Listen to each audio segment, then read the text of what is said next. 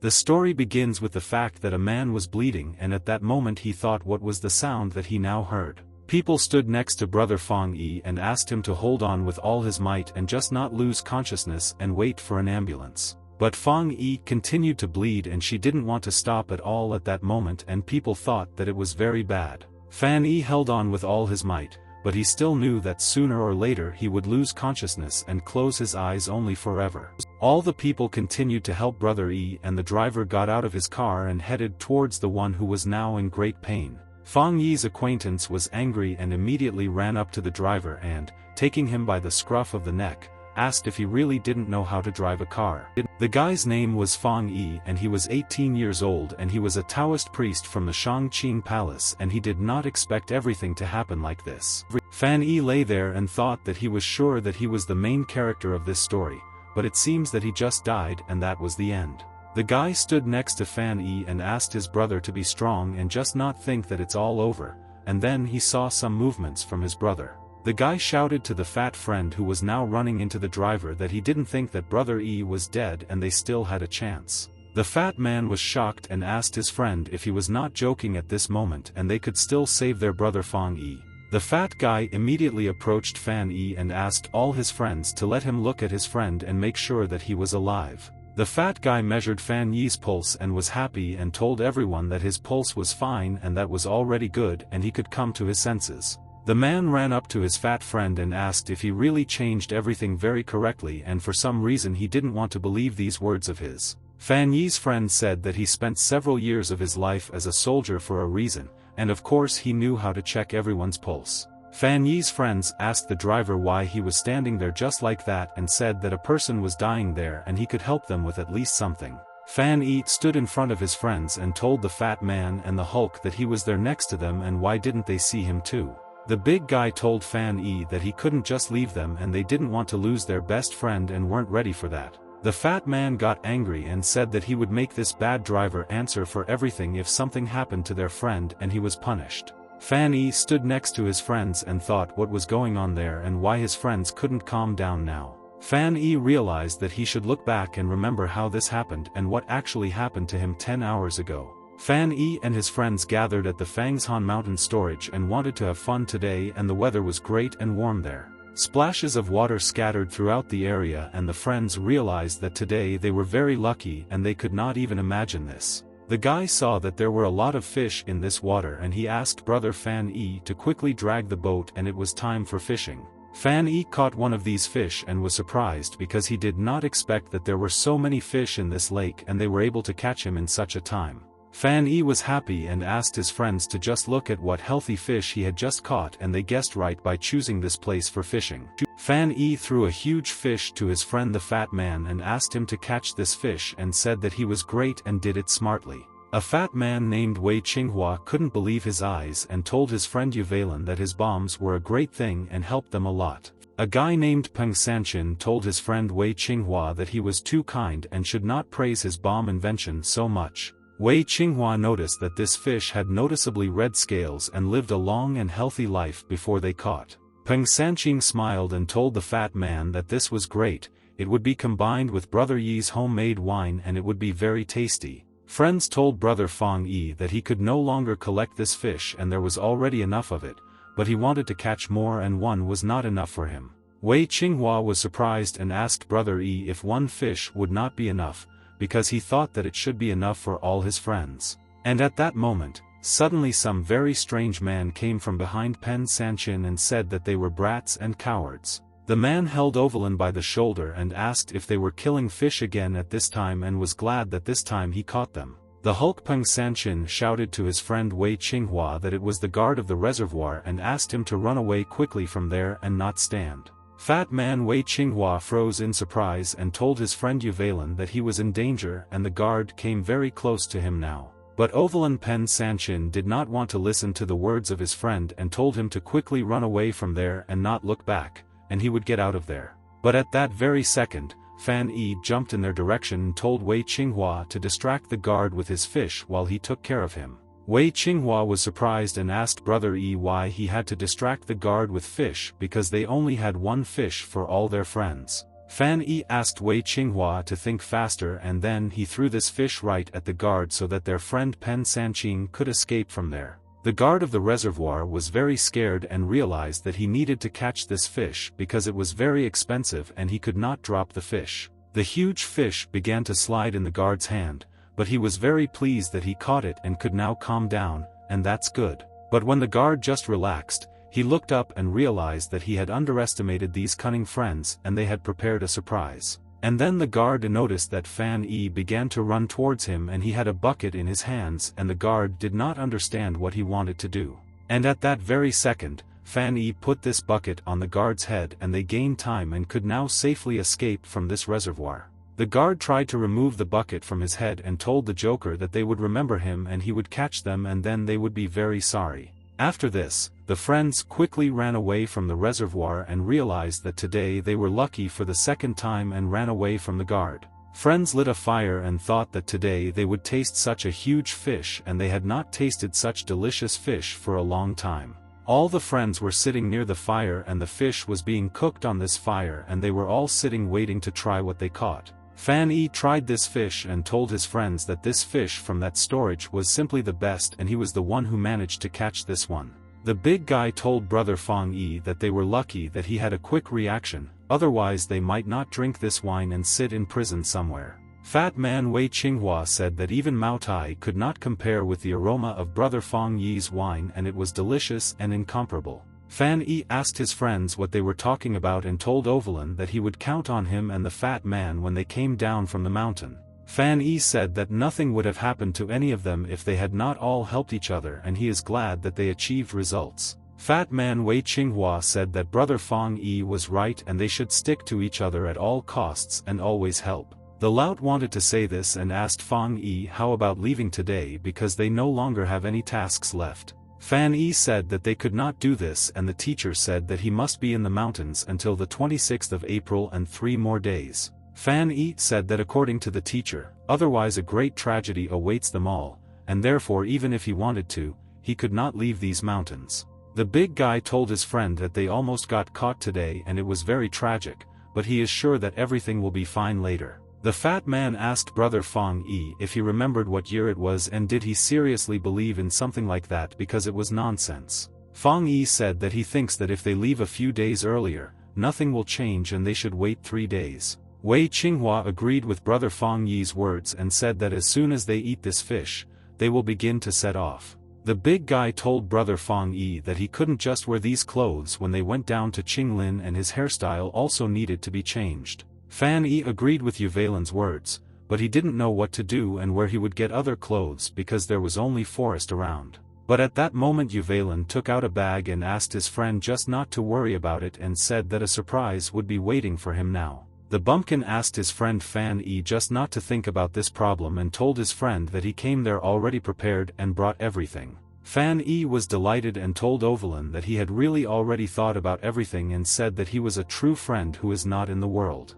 Fan Yi quickly changed his clothes and the fat man and Yuvalin froze in place and were shocked because they didn't think that the clothes would be so cool. Fan Yi told his friends that he had changed his clothes and asked who was standing in front of them and told his brother that he looked great and very fashionable. The fat man approached brother Fang Yi and asked if he could take this thing off his neck at the same time and said that it was creepy and ominous. Fang Yi could not do this and it was a gay ball made from the bones of a Taoist sage and it should dispel evil and protect from problems. But Fang Yi also told his friends that the teacher found it with him and he couldn't just throw it away because it was a gift from his teacher. Fat man Wei Qinghua thought that she was made of human bones and at the same time Fang Yi is sure that she is not so evil. Fan Yi asked his friends to change the topic and said that they should all instead think about achieving their many goals and plans. The friends all poured brother Fang Yi's wine into their glasses and said that their next goal is Qinglin and they will reach the goal without any problems. After that, all the friends climbed the mountain and realized that they were very mistaken when they said that everything would be without problems. Fat Man and Hulk were very tired and Wei Qinghua told his brother that he could no longer take a single step and now he could not feel his legs. The friends asked brother Fang Yi to take a break because they had such a frantic rhythm and could not keep up such a fast pace. Fat man Wei Qinghua told brother Fang Yi that he couldn't stay behind him and asked him to slow down and take a short break there. The big guy asked the fat man who made him drink so much, and because of him they missed the last bus and now they won't make it in time. Fan Yi asked Yuvalin how long they still needed to go to Qinlin, and Yuvalin said that it was still far away and about 50 kilometers to go. Wei Qinghua said that he couldn't walk anymore and needed rest and said that he would try to catch them a ride but wouldn't go anymore. At this time, the driver was driving on the road and said that this time he would definitely get rich and he had been waiting for such a chance for so long. Next to the driver there was some rare and expensive souvenir and he was very happy and drove at great speed along this road. The driver was thinking, and who would have thought that he would find that fan that was painted by Tang Bohu himself, and he thought that it was impossible. The driver looked at this treasure and thought that they should definitely pay 70 or 80,000 for it, and that was cool. The driver was proud of himself and said that he was a tough businessman and now everything will be fine with him and he will become a rich man and a mafia. But at that very second the driver took his gaze away from the fan and looked at the road and was surprised because he did not expect to see such a thing on the road. A fat man, Wei Qinghua, was standing right in front of his car and he asked the driver to stop and pick him up with his friends from there. And then the driver sharply pressed the brake pedal and the car began to stop, but it was difficult to do since he was close. Fat man Wei Qinghua froze in place and realized that the driver would not have time to stop and he made a mistake by standing right in front of his car, and that's all. Fan Yi saw that Wei Qinghua was in danger and now he could lose him forever and rushed to his friend to help. Fan Yi managed to run to his friend Wei Qinghua, who was standing on the road and did not move, and pushed him with all his might from this car. And then Fan Yi looked to the side and realized that he had saved the fat man's friend, but he himself ended up in the same place and now he was in danger. The car, despite the brake being pressed, continued to move in this straight direction and Fang Yi could not do anything with the car. And a second later it was all over and Fang Yi gave his life to save the fat man's best friend Wei Qinghua, but he didn't regret it. Fan Yi hit himself on the hand and realized that now he remembered what really happened there and why his friends couldn't hear him now. Fan Yi realized that he was hit by a truck and did not have time to escape from this car, and now he did not know what he could change or do. Fan Yi looked from above as his friends tried to help him non-stop and realized that this was really the tragedy that the teacher was talking about. The big guy asked his friend to be careful and the fat man asked the driver to take them to the hospital and said that if his brother dies, he will answer for it. Fan Yi thought that of course it was a coincidence, but why couldn't his teacher predict more accurately what would happen to him today? Fan Yi thought, so what happened to him, and is it really a disembodied existence and now he will forever wander there like a ghost? Fan Yi thought maybe this is different, and does this mean that his life has come to an end and now he won't be able to do anything about it? But then Fang Yi's attention fell on his body on the road and he was surprised by this and could not find any reasonable explanation for this. Fan Yi saw his friends dragging his body into the car and wondered if there was a bright light coming from his neck and how could this be explained. And at that moment Fan Yi saw that the gay ball had crashed and he thought that it was very bad because he believed that she would protect him from all troubles. Fan Yi was very surprised and thought what was happening now and that something was trying to pull him inside, but he couldn't resist it. Fan Yi realized that he was being sucked in there and he didn't want it, but he couldn't do anything about it and he could only wait for the consequences. Fan Yi closed his eyes and resigned himself to the fact that he would never be able to return to the familiar world and he was doomed to die on the road.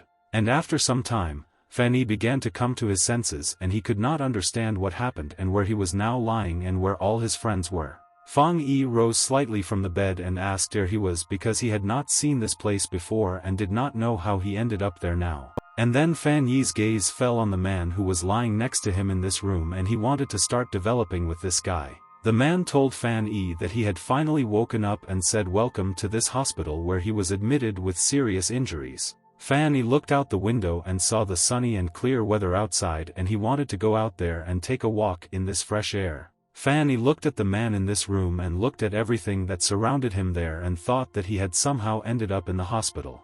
And at that moment his friends Yuvalin and the fat man came to Fan Yi and they told their brother that he had woken up and he didn't know how happy they were. Fan Yi saw his friends and asked if something had happened to him recently and he wanted to get more information about him from his friends. Fat man Wei Qinghua ran to his friend and told brother Fang Yi that he really didn't remember how he was hit by a car and how he saved him. But Fang Yi asked Wei Qinghua what car he meant and who it hit and asked what was going on there at that moment. And then suddenly Fan Yi asked his friends who they were and Wei Qinghua froze in surprise and Yuvalin said that he was a liar. Fat man Wei Qinghua was very angry that his best friend did not recognize him and thought that all this could have been avoided then. Fat man Wei Qinghua started attacking the driver and said that it was his fault and Fang Yi had now lost his memory and he wanted to kill him. The driver apologized to Wei Qinghua but he said that if that was enough then there would be no police and he would beat him in the face. The driver told Wei Qinghua that he was not to blame for this and Fang Yi himself jumped under his car and he could not brake sharply then.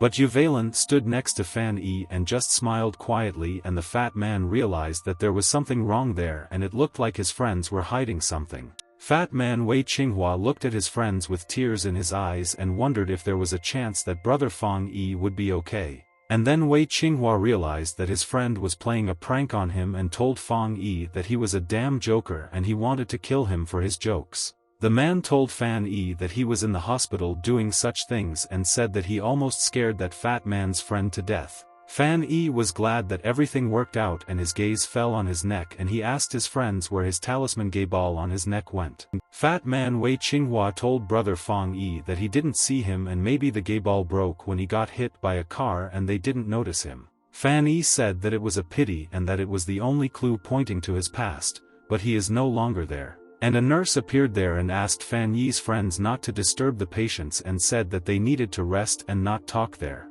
The nurse started kicking Fan Yi's friends out of this room and fat man Wei Qinghua told Fan Yi's brother that they would wait for him there outside. The big guy asked brother Fang Yi to have a good rest and gain strength and said that today he was seriously injured and it was obvious stress. The man lying in front of Fan Yi asked him if it were his friends and he said that the man was completely right in his guesses. The man smiled and told Fan Yi that it is not often in their days to see such close friends among young people now, and that is great. Fan Yi was happy to talk to this man and said that they had known each other since childhood and they were practically already brothers. And then Fang Yi looked at this man and thought that the polite man also seemed to have suffered a lot and he wanted to ask him. Fan Yi looked at the man's leg and asked what happened to his leg and whether he had recently undergone some kind of surgery on it. The man said that he just slipped at night when he went to the toilet at night and it was old age and his body would never be the same. Fan Yi was surprised by these words of the man and remembered that the teacher also often told him this and it was as if he heard a voice from the past. The man told Fan Yi that he had just woken up and asked why not lie down and rest to gain strength. Fan Yi told the man that he didn't need it and he would be fine after a little meditation and it worked better than a good night's sleep. Fan Yi said that his teacher showed him a good way to do it and the man was surprised and asked what method the teacher knew about. Fang Yi said that the teacher taught him how to most effectively control breathing in a state of self-knowledge and this was the method. The man carefully heard Fan Yi's words about his meditation with this teacher's method and said that it was very interesting for him. And then Fan Yi sat down on the bed and closed his eyes and began to meditate, and he decided to forget about everything in the world and now dive into himself. Fan Yi said that the Valley of Spirits will always live and it was such an unknown parameter whose gate is the root of the appearance of heaven and this earth. In decline you can find something new and in modesty you can achieve a lot but in prosperity you can go astray and he thought about it. Fan Yi thought that the world will grow and develop but will return to silence under his gaze and many people are rich but he is not against them. And after a couple of minutes, Fan Yi seemed to be in complete emptiness and he did not understand what happened. What deep places he turned there. Fan Yi thought that it was his subconscious and how it turned out that he began to fall into this place where there was nothing but emptiness. Fan Yi asked the great heavenly spirits what was happening there now and what was happening to him, because this had never happened to him before. Fan Yi continued to sit in the room in the hospital, but his subconscious went far to another place and he still didn't know how to stop. Fan Yi was covered in sweat and didn't understand what was happening to him and whether it had anything to do with the fact that he had recently been in an accident on the road. And after a few minutes, Fang Yi had already reached a dark place in his mind and thought how he could travel so long there. Fan Yi wondered if this was the deepest part of his subconscious and he was sucked into a place where he had never been in meditation before. Fan Yi remembered that his teacher had warned him countless times about going too far and falling into a trap. Fan Yi thought that his breath control didn't work and he needed to find a way to get out of where he ended up without thinking about it. Fan Yi thought and realized that the internal and external merge, but he wondered if they could merge forever and he would be stuck there. Fan Yi realized that calming down can make breathing light and soft, but can it compare with the breathing of a young baby? Fan Yi realized that he needed to try to do this and he sat down and immediately decided that he should not panic and act like a master. Fan Yi realized that purification can help achieve inner truth, but he wondered if it was possible to get rid of all the flaws in himself. And at that moment, Fan Yi began to listen to all the advice and all the wisdom that the teacher told him, and he was very right. Fang Yi just started doing this and he realized that it helped him get out of the depths of his consciousness and find the true path there. And after a couple of seconds, Fan Yi began to open his eyes and realized that he had returned to the real world and was able to wake up after this meditation. Fan Yi realized that it was not as difficult as the teacher said and he was eventually able to get out, but it was a very useful experience for him. And at that moment, Fan Yi saw something strange in front of him and could not understand what happened while he was meditating on the bed. Fan Yi saw that many doctors had gathered in front of him and they were all very worried and were holding various drugs in their hands. Fat man Wei Qinghua told the doctors that he told them that he knew from the very beginning that his friend would be fine, and he woke up. The driver stood next to his friend and thought that thank God Fang Yi woke up, and he thought that he had gone to the next world and he was to blame. Fan Yi was very surprised and asked his friend what all the fuss was about and why all the doctors had gathered there and what they wanted to get from him. Wei Qinghua told Fang Yi that he had been sitting motionless for more than 10 hours without reacting to anything and they thought that he was already finished. Fan Yi was very surprised to hear this news and could not believe his ears and asked his friend if it really lasted 10 whole hours. Fat man Wei Qinghua asked his brother for forgiveness and asked him to explain to everyone how this happened and what he was doing there for so long. The man asked Fan Yi if he really didn't know how to get out of there and started meditating himself and got lost in himself, and how is this possible? Fan Yi said that everything was fine and thought that he could not get out of there right away, and many could never get out of there at all. Fan Yi remembered that the teacher told him that by plunging into this depth of the subconscious he gains abilities, but it was dangerous there. Fan Yi thought that despite everything, it was as if nothing had happened, and after all this cultivation he felt nothing, and this is strange. The driver approached Fan Yi and asked him to answer his question and asked if he was sure that he had not experienced psychosis and was okay. Fan Yi said that everything was fine and they had nothing to worry about, and he asked them to stop asking about it, otherwise he was already worried. The driver said that thank God he was okay and said that he was so worried and began to think about various bad outcomes and that he died. The driver told Fan Yi that he had actually already committed unintentional manslaughter, and then his gaze fell on the patient. The driver saw the patient's data and noticed that next to Fan Yi lay patient San Lianda, and something seemed interesting to him there. The driver was very surprised and asked the man if it was San Lianda himself, and he could not believe that he was in the hospital. The driver began to hold San Lianda's hands and said that it really was him and he was very glad to see such a wise man in person. The driver beamed with happiness and asked the man if he was wrong in his guesses and that he was Master San from the Qinlin Museum and why he was there. San Lianda told the driver that he had guessed correctly and he was the same San Lianda he had heard about, and he was from that Qinlin Museum.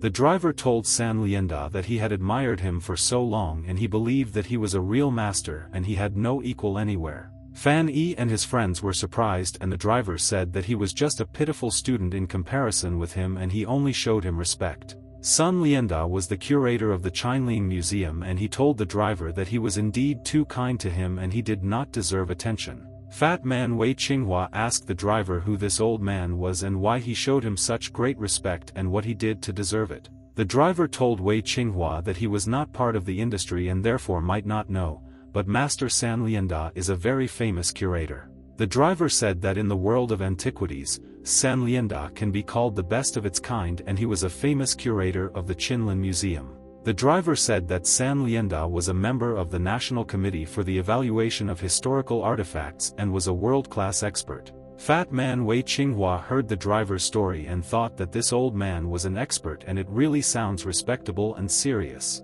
San Lianda smiled and told the guys that now he was an ordinary former curator and there was nothing special about him as before. The driver said that he was a pathetic student and his name is Man Chun, and now he also works in the industry of antiquities and other relics. Man Chun told Master San Lienda that he hoped that Master San could guide him in the future and he wanted to learn something from him. But Master San Lienda told Man Chun that he could not do this, and now he is a sick old man and now he must ask for direction. Man Chun was perplexed by Master Sun Lion's words and he thought that it was very strange to see such a person in such a position. Fan Yi said that the curator of the museum should be well educated and it was belated, but he wanted to show respect to such a person. Master San Lienda asked young Fang Yi where he was from and Fang Yi said that he was from a small town in a very rural area. Fan Yi said that the three of them and their friends decided to go to Qingling to leave their mark on the world and ended up in this situation. Master San Lienda smiled and said that it was wonderful and young people should have the courage to strive for their dreams. And then Master San Lienda noticed an interesting thing and he asked young Fan Yi to take a closer look at his bracelet on his hand. Fan Yi was surprised and asked if he was talking about this bracelet on his hand, and it was an unremarkable ordinary bracelet. Fan Yi told Master San Lienda that of course he could look at this bracelet and handed it over to him and began to wait for an explanation from him. San Lienda told Fang Yi that it was indeed a good thing and it was 12 top-quality agarwood beads. San Lienda said that this bracelet was already several hundred years old, and Wei Qinghua ran up to Fan Yi and asked what else the master could say. San Lienda said that if his assumption is correct, this bracelet apparently belonged to someone from the ruling dynasty. San Lienda said that perhaps this bracelet belonged even to the Kangxi emperor himself, and people froze in surprise when they learned this. And then San Lienda told young Fan Yi that he was ready to pay him $500,000 for this bracelet, maybe even right now. The driver thought that even this Tang Bohu fan for which he worked so hard was only worth $50,000 at most. Fat man Wei Qinghua told brother Fang Yi that this could be their first breakthrough after descending from the mountains and they would earn a lot of money. Fan Yi told Sun Lienda that he was grateful for his offer, but this bracelet was given to him by one of his teachers before his death. But then suddenly a man appeared in the room and asked Fan Yi what if we add another house with an area of 120 meters to this. This man's name was San Chao and he was a famous artist and the son of San Lion, and he was also interested in such rare things. San Chao approached his father and asked him how he was feeling and what new had happened today and what news he had. San Lienda told his son that everything was already fine and he was already on the mend and asked his son just not to worry about his health. San Lienda asked his guests to introduce them to this young man and said that this was his son, the artist San Chao, and he was glad. The driver approached San Chao and shook his hand and said that he was very glad to meet this great artist and he felt reciprocal. Man Chun told his friends that Mr. Sun paints in oils and all his paintings are popular not only here but also abroad and are very valuable. Man Chun said that Mr. San Chao even has his own studio in Nanjing, and Fat Man Wei Qinghua said that he is very happy about this meeting. San Chao asked Fang Yi if he had changed his mind about selling them the bracelet and said that it was a very good deal for both of them. Fang Yi told San Chao that he has not changed his mind and this gift from one of the teachers reminds him that the teacher is always watching over him. Fang Yi told San Chao that how could he just sell this bracelet, and Wei Qinghua said that their first big breakthrough was cancelled. San Lienda said that he didn't want to trample on people's feelings and since it has such value for him, he asked Fan Yi to take care of the bracelet. Sun Lienda said that anyway, what did these friends think about what they were going to do in Qinlin when they got there? Fan Yi and his friends thought about it and they thought that what they really wanted to do when they arrived in Qinglin and somehow didn't think about it. Fang Yi said that in truth, they had just recently left their hometown and knew little about it and didn't think about it. San Lienda said that they have rare luck with certain antiquities, so why don't they want to take it seriously? The Hulk thought and asked the master San Lienda, but where could they get money to start a business because they were not rich people? And Fat Man Wei Qinghua really liked it and the curator's word carries weight and he thought why don't they try to do this? San Chao told his friends that they could start with trinkets and then increase the pace and the price for them should not be so high. The friends froze in surprise and did not understand what trinkets San Chao was talking about and where they could buy all sorts of jewelry. San Lienda said that they call trinkets such objects that can be considered as derivatives of the four treasures. San Lienda said that it includes pumpkin bottles, prints, bracelets and much more, and compared to artifacts, the price is less. Wei Qinghua said that it sounds cool and perhaps they will try to work with these trinkets and he is sure that everything will work out. The Hulk told San Lienda thank you for his instructions and said that he had given them a great gift and they would try to get down to business. San Lienda told them that they were too kind and asked Fang Yi to take care of his health first and then get down to business. Sun Lienda told everyone in the room that if they needed help they could find him, and Man Chun was surprised by the master's generosity. San Chao told the guys that it seemed that this meeting between them and his father was a great success and asked them to come visit them. Fang Yi smiled and thanked San Chao for their kindness and said that after discharge they would definitely visit Master San Lian.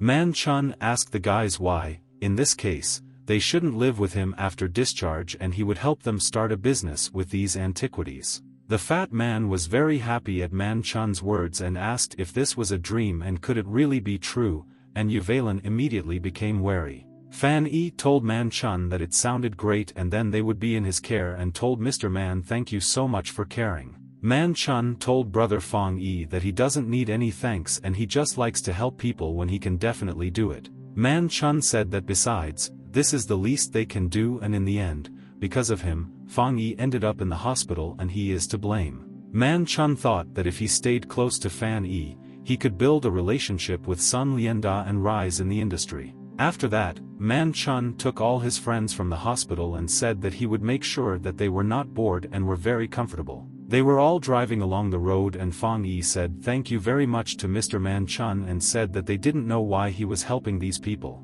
Fang Yi told Mr. Man Chun that he not only helped him in this hospital but also gave them all a place to live, and that was great. Man Chun told Fan Yi that their meeting was destined for fate and if it weren't for them, he would not have met Master Sun, so they are all in the black.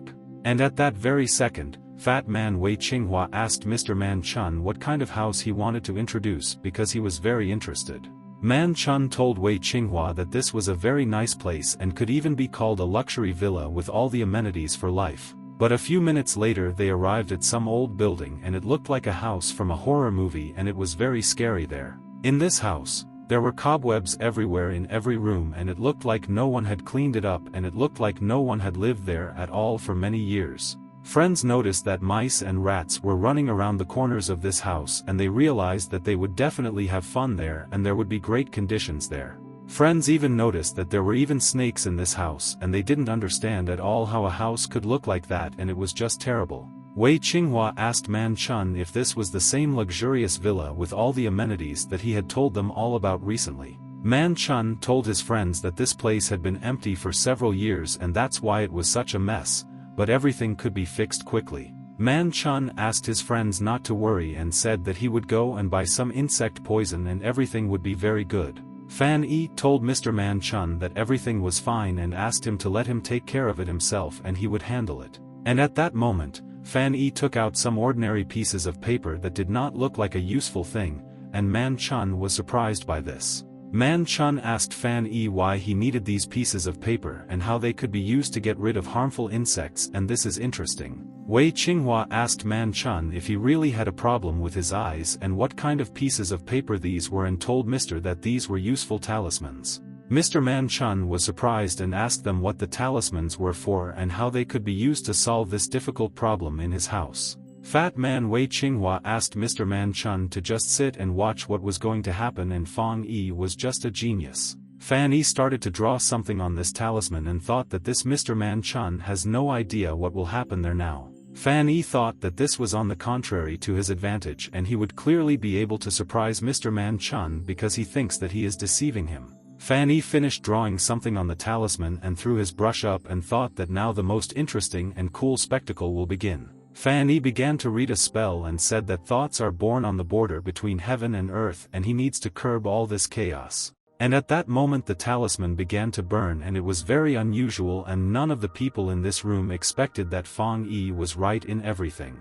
Mr. Man Chun and Wei Qinghua covered their eyes from such a bright light that came from the burning talisman and realized that it was wonderful. Fan Yi continued to cast magic and said that with the help of limitless power, beliefs become reality and let all bad things die. Fan Yi looked at the talisman and thought that he had very little time left to complete his spell and surprise all the people. Fan Yi asked to heed his order and that all his spells and all wishes would be fulfilled and everything should work quickly. And at that very second the talisman began to blaze with a bright flame and it immediately rushed somewhere up in this room and all the people watched. And the talisman continued to fly and finally it flew to the ceiling in this room and Fan Yi thought that there were only a few seconds left. And then the talisman stuck to the ceiling in this room and all the people were perplexed and thought, did all this really happen? But then people saw one spider come out of the corner and thought that it looked like Fan Yi's spell had begun to work in this house. Fan Yi put his finger to his mouth and asked all the insects to come out into the light and get out of this house and leave this Mr. House alone. Mr. Man Chun looked at all this and froze in surprise and was in shock because what he saw then made him speechless. Immediately as soon as Fan Yi finished reciting his spell, all those insects that were in the house began to quickly flee from the house. Fat Man Wei Qinghua also looked at all this and didn't understand, because he also didn't believe his friend, but he realized that he was very mistaken then. The big guy also quietly looked at everything that was happening in the house and thought that his best friend brother Fan Yi was a very talented person. And then Mr. Man Chun realized that he had never seen such a miracle in his life and he took out his phone and took a picture of everything that was happening. After that, they all gathered at the table and Mr. Man Chun invited his friends to drink for sitting in a beautiful house. Mr. Man Chun told Fan Yi that he didn't expect this, but these talismans of his were damn effective and it really amazed him. Fan Yi said that he also did not expect that the effect would be fast and strong and thought maybe because he was immersed in consciousness. Mr. Man Chun asked Fan Yi if he could make more of these talismans, but Fan Yi said that he could not do it. Mr. Man Chun was surprised and asked why not and Wei Qinghua told Mr. Man Chun that he simply did not understand the main reason for this. Fat Man Wei Qinghua said that talismans should be filled with qi and Fan Yi had a limited amount of energy and this is the reason. Mr. Man Chun understood and said that he just thought that mass production could help them make money quickly. But at that second Wei Qinghua presented his drink to Mr. Man Chun and said that he would like to drink to the good man Man Chun. Fat Man Wei Qinghua told Mr. Man Chun that if it weren't for him, the three of them with their friends would probably have spent the night on the street now, but he saved.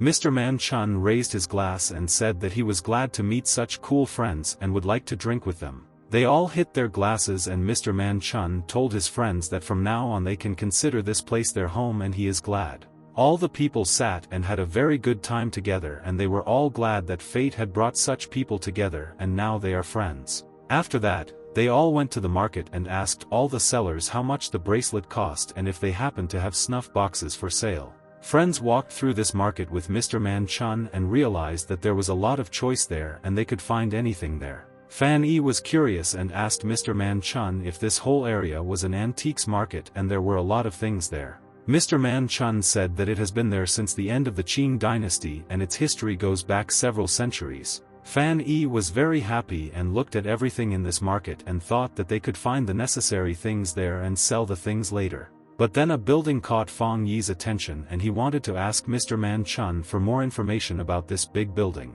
Fan Yi asked Mr. Man Chun if this building was the Qinling Museum and Master San worked and they could meet. Mr. Man Chun told Fan Yi that Master San worked in this museum but now he quit and lost interest and considered himself an old man. Mr. Man Chun told Fan Yi that it would be good for him to strengthen his relationship with Sun and that support is important in business. Fan Yi said that he and Master San were almost strangers and would such a person have time for someone like him? Fan Yi wanted to ask Mr. Man Chun something, but at that moment his attention was distracted by something and he just looked at these people. And then Mr. Man Chun heard someone behind him say good morning to him and they were glad to see him at the market and decided to come up. There were people behind them and they told Mr. Man Chun that they were honored to meet him there and said that he came early today. Man Chun said that he showed his friends this place and the guys want to start doing business there like them and asked him to take care of his friends. People asked Mr. Man Chun not to worry and said that all Mr. Man's friends automatically become their friends too. Mr. Man Chun thanked them for such concern and said that for now he would give his friends a tour and show everything interesting in the market. All the friends continued to wander around this antique market for a long time and thought that they wanted to know something from Mr. Man and ask. Fat Man Wei Qinghua asked Mr. Man Chun where their stall was and they walked around the market for a long time but had not yet found the stall there. Mr. Man Chun pointed his finger and said that somewhere right in front of them there is their stall and they can start their own business there. All my friends looked there and saw that there was an old rusty bike standing there, and they thought that it's always difficult to start your own business from scratch. All my friends were still at this market and there were a lot of people there and they were all also doing business or sales. Fat Man Wei Qinghua looked at this old and rusty bike and immediately asked Mr. Man Chun if he was not joking and this was the stall. Wei Qinghua and his friends felt sad because they thought that they would immediately start their business in a luxurious place and would not work there. The big guy asked Mr. Man Chun if this was really a joke and why instead of a stall there was some very old bicycle there. Mr. Man Chun asked his friends not to let this fool them because appearances can be deceiving and he will now prove it to everyone. Mr. Man Chun walked up to this stall and took the sheet covering her and pulled it off and said that he was telling them only the complete truth. And then all the friends saw that in this place there were a lot of different decorations and items that could be easily sold. All the friends froze in surprise and were shocked to see that there was a large amount of jewelry that they had been looking for all the time. The big guy told Mr. Man Chun that it was incredible and did all this really belong to them and why did he hide these jewelry from them. Mr. Man Chun told his friends that he would familiarize them with the prices of all goods and said that bracelets made of Rudraksh beads cost 50. Mr. Man Chun told his friends that the snuff boxes would cost 10 yuan each and said that they also sold well. Mr. Man Chun said that pumpkin bottles will cost 8 yuan and they will be cheaper but will be sold in large quantities. All my friends looked at all these decorations and thought that it was very good and they were happy with everything and they were ready to start their own business. Fat Man Wei Qinghua put these bracelets on his hands and neck and told Mr. Man Chun that they look good even on such a guy. Mr. Man Chun said that he was happy that his friends were enjoying everything now, but he said that he had to warn them about one thing. Mr. Man Chun told his friends that this is a serious business and they should all understand it, but this may not be enough for them. Mr. Man Chun told his friends that they must have a thick enough skin and a serious look if they want to catch on to something. The big guy told Mr. Man Chun that he already had a keen eye because he was wearing glasses, and the Fat Man Wei said that he already had a thick skin. Mr. Man Chun said goodbye to the guys and said that his store is nearby and they can always find him at any time. Fan Yi said thank you very much to Mr. Man Chun for his help and for showing them the whole market and introducing them to different people there. The big guy and the Fat Man Wei Qinghua asked Brother Fang Yi not to just stand there and it was better to come to them because they still had a lot of work to do.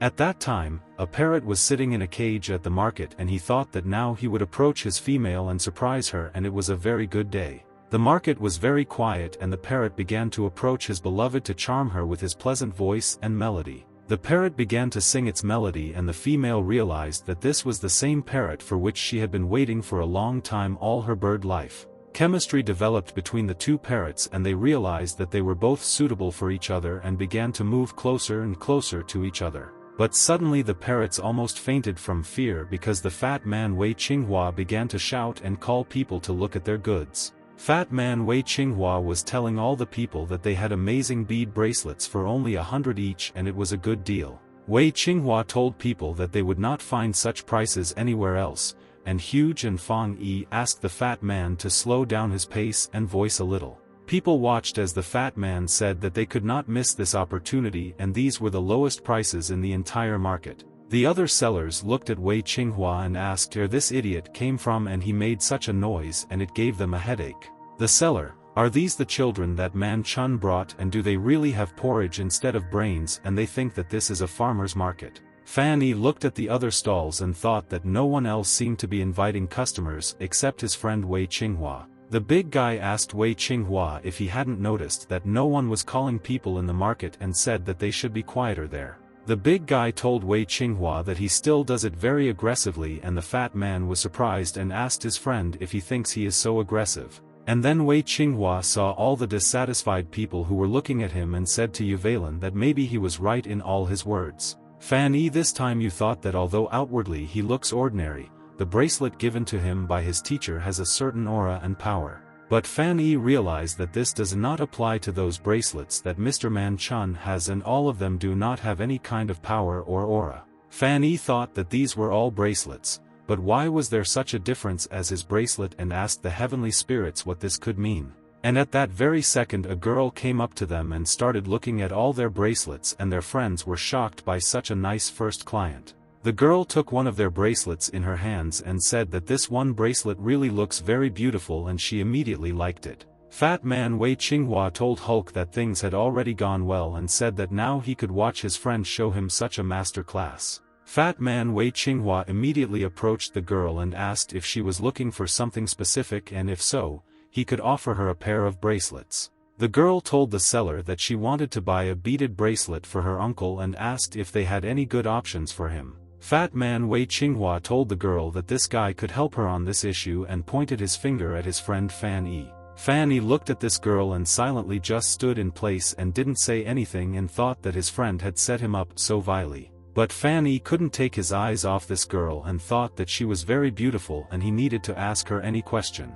The girl also froze in place and looked at Fan Yi and thought that this seller was quite cute, unlike her friend. Fan Yi said good afternoon to the girl and asked the young miss what she wanted to buy and what bright bracelets he could offer her uncle. But the girl just silently looked at Fang Yi and pretended that she was surprised, and Fang Yi did not understand why she was acting so strange. And at that very second, the girl hit Fang Yi with all her might and asked who he called young miss, and he himself and his whole family is young miss. Fan Yi was surprised and asked what he could have said wrong, and the Hulk told his friend that now only vulgar ladies are called young miss. Fat Man Wei Qinghua said that his friend was just mistaken and asked ma'am what she wanted to buy, and he himself could pick her a great thing.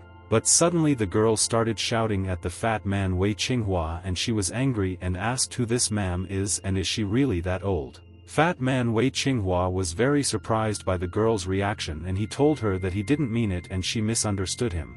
The girl told her friends that she was just wondering if they could offer her something normally without insulting her and without any jokes. The girl said that she wants to buy a gift for her uncle's birthday and is looking for a good quality bracelet and something very cute. Fan Yi asked the girl if she was just looking for something a little cute, but she said that it had to be very cute to impress. Fan Yi said that he was sorry, but the best thing they had were sandalwood bracelets, but he could offer her another option. Fan Yi told the girl that if she wants to buy something cute as a gift, he recommends taking fragrant rosewood instead. Fang Yi said that they can be quite expensive and their price is at least several thousand yuan, and this can become a clear problem. But the girl smiled and told Fan Yi that everything was fine and money was not a problem, and it was good that he offered her an option. And at that very second, Fan Yi heard a voice and thought what kind of voice it was and what was happening there in the market, and he was interested. And then Fan Yi noticed that there was some strange man running in the market and he had something on his hand that he seemed to have stolen there. The girl also looked at this man and thought that she should now check her bag and make sure that everything was in place. The girl opened her bag and said that this man is a thief and he just stole and ran away with her red wallet. The girl called for help and asked people to help her in this bad situation, but she turned around and noticed that someone had already run there. It was Fan Yi, and he was chasing this thief and thought that the thief was so impudent that he robbed people right in front of passers-by. Fan Yi chased the thief with all his might and told him to stand still and not make sudden movements and quickly return the lady her wallet. Fan Yi looked intently at the thief and wondered if he was trying to escape from him and thought that he would be able to do this now. And then Fang Yi increased his speed and thought that this thief clearly didn't even know who he was in contact with and he would pay for this act. Fan Yi began to catch up with the thief and he ran very fast and wanted to catch up and ask the thief himself why he acted so shamelessly now. Fan Yi came almost close to the thief and began to reach out to him in order to grab him and throw him to the ground and arrange a harsh interrogation.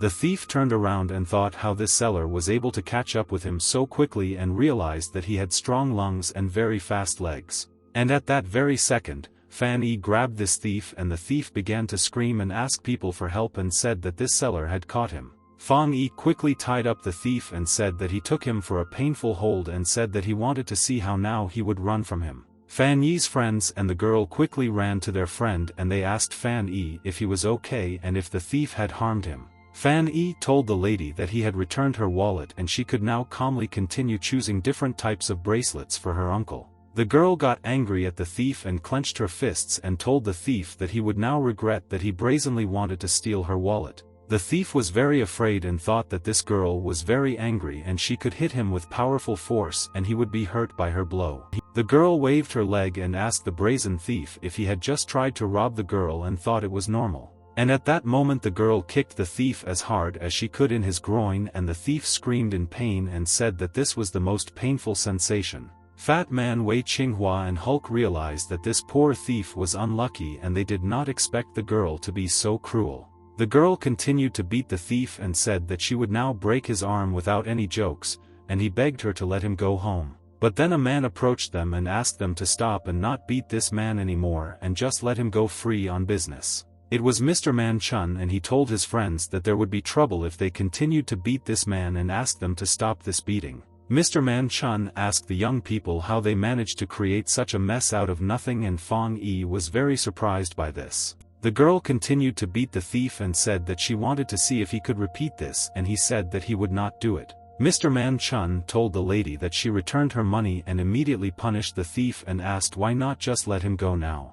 The girl said that there was no way she could allow this to happen and she immediately called the police and said that they managed to catch the thief. Mr. Man Chun said that it was very bad and didn't the lady already beat this thief enough and could let him go home. Mr. Man Chun told Fong Yi that the three of them should close the stall for today and said that he might have obvious problems. Fan Yi asked Mr. Man Chun what could go wrong because the thief was caught and they would report to the police and what was so strange about it. But at that moment, suddenly many people appeared behind Mr. Man Chun and they told him to get out of their way and disappear. Mr. Man Chun turned around and said a curse and he warned them about this from the very beginning and now they themselves will see all the consequences. The guys told everyone to get out of their way and asked all the sellers at the market what was going on there and why there was such a mess there today. And then one of these people approached Fan Yi and his friends and said that it was them he was looking for and wanted to ask them a couple of questions first. Fan Yi and his friends were surprised and thought who these people were and even for a good deed they had to answer to these people. The guy said to Fan Yi and friends that why do they rush at such innocent people and beat them up and have they really lost their fear? Fan Yi turned around and asked the thief if they would try to escape again, and if he wanted, he could easily escape to his people in the market. The thief began to run towards his friends and asked Fan Yi to let him go and said that he would never do bad things again. But at that same second the girl again hit this thief between the legs and he realized that it was the girl who had hit him and he remembered her blow well. The thief fell to the ground and thought why life was so unfair and he only wanted to steal the wallet once and already received 2 blows. The man was furious and asked the girl why she had just, without fear, struck his friend with this vile blow and seriously injured him. The girl asked the guy what was the matter and said that she and her friends had caught a thief and what does the beating of innocent and kind people have to do with it. But then Fong Yi came up to the girl and pushed her hand away and thought that she should not deal with these thieves' friends and stand close. The girl was surprised to see how Fong Yi touched her hand and thought that after all, next to this person there was somehow peace in her soul. Fan Yi stood in front of the girl and asked the guys if they were all by any chance friends of this thief and he wanted to get an answer to his easy question. The man got angry and called Fong Yi a puppy and asked if he was acting so bravely because he wanted to quickly die in the market. Fat Man Wei Qinghua told the man that stealing is bad and besides, now he is trying to hurt brother Fong Yi and will answer them for it.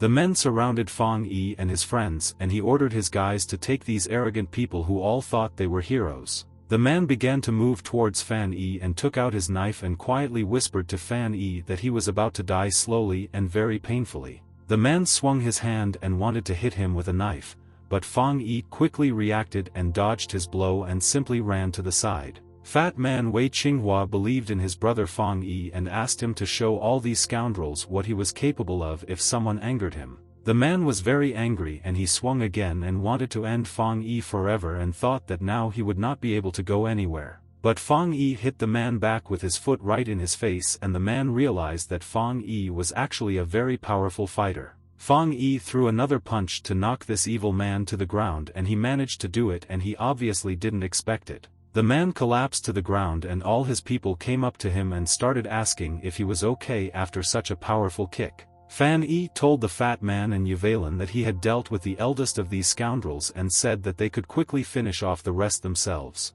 Fat man Wei Qinghua told brother Fang Yi that he understood him well and asked him to rest and watch him when he was angry at the enemy. And in this market the fight continued, and the fat man and Yvelin coped well with all the enemies and clearly did not give them any chance. Fat man Wei Qinghua walked up to one of these scoundrels and punched him right in the nose and said that this will happen to everyone who does not respect Fan. Fat man Wei Qinghua thought that these guys were stubborn, and they got up and wanted to continue the fight after every fall. And then an enemy ran up to the fat man Wei Qinghua from behind and wanted to strike while he didn't see it, and the fat man thought that he was very distracted. But at that moment, the Hulk ran up to the fat man Wei Qinghua and dealt a strong blow to the enemy's head with a stone and immediately knocked him out completely. The big guy started doing something with his enemy's pants, and fat man Wei Qinghua asked him why he was pulling his enemy's pants down like that.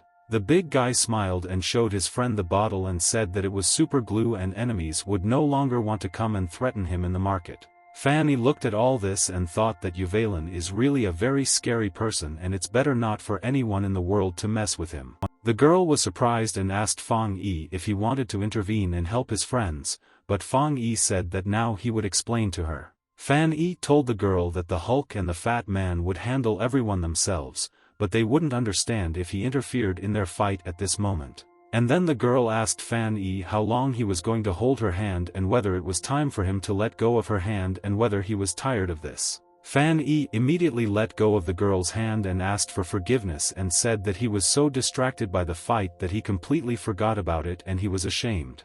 The girl simply smiled at Fan Yi in response and thought that he was truly a good person, and it was clear from him that he was ashamed. Fan Yi and the girl looked at each other and smiled, and they both felt awkward at this time, but they felt very good standing together. At this time, Fang Yi's friends had already dealt with all the enemies and realized that these weaklings could only talk and were pitiful. And then fat man Wei Qinghua heard someone behind him asking people to clear the road and let them pass because they had come on business. It was the police, and they asked people what was going on there and what kind of fight it was and who was the real culprit of this fight. Wei Qinghua told the officer that they just caught the thief and did everything correctly and within the law, and the officer was surprised at their courage. But the officer told Wei Qinghua that it was not for them to decide whether they did the right thing or not, and said that they needed witnesses to this act. And then the girl took out her police documents and said that there was no need for this and that she was Bai Chuxia, a recruit from the Criminal Investigation Department.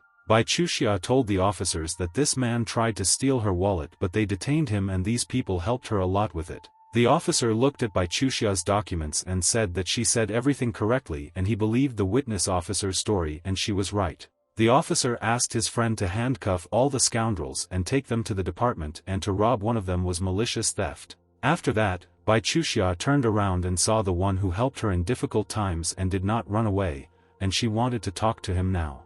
Bai Chuxia asked Fang Yi if he would like to go with her and see with his own eyes how officers work in their service. Fan Yi said thank you to Bai Chuxia for such an offer, but said that he would stay and he still needed to look after the stall at the market. Bai Chuxia told Fang Yi that she understood him and extended her hand to him, and Fang Yi was surprised and wondered why she extended her hand again. Bai Chuxia told Fang Yi thank you for everything and wanted to shake his hand before leaving as a token of gratitude for his bravery and kindness. Fan Yi shook her hand and said that he is always happy to help her and she can contact him whenever she wants and he will now wait for it.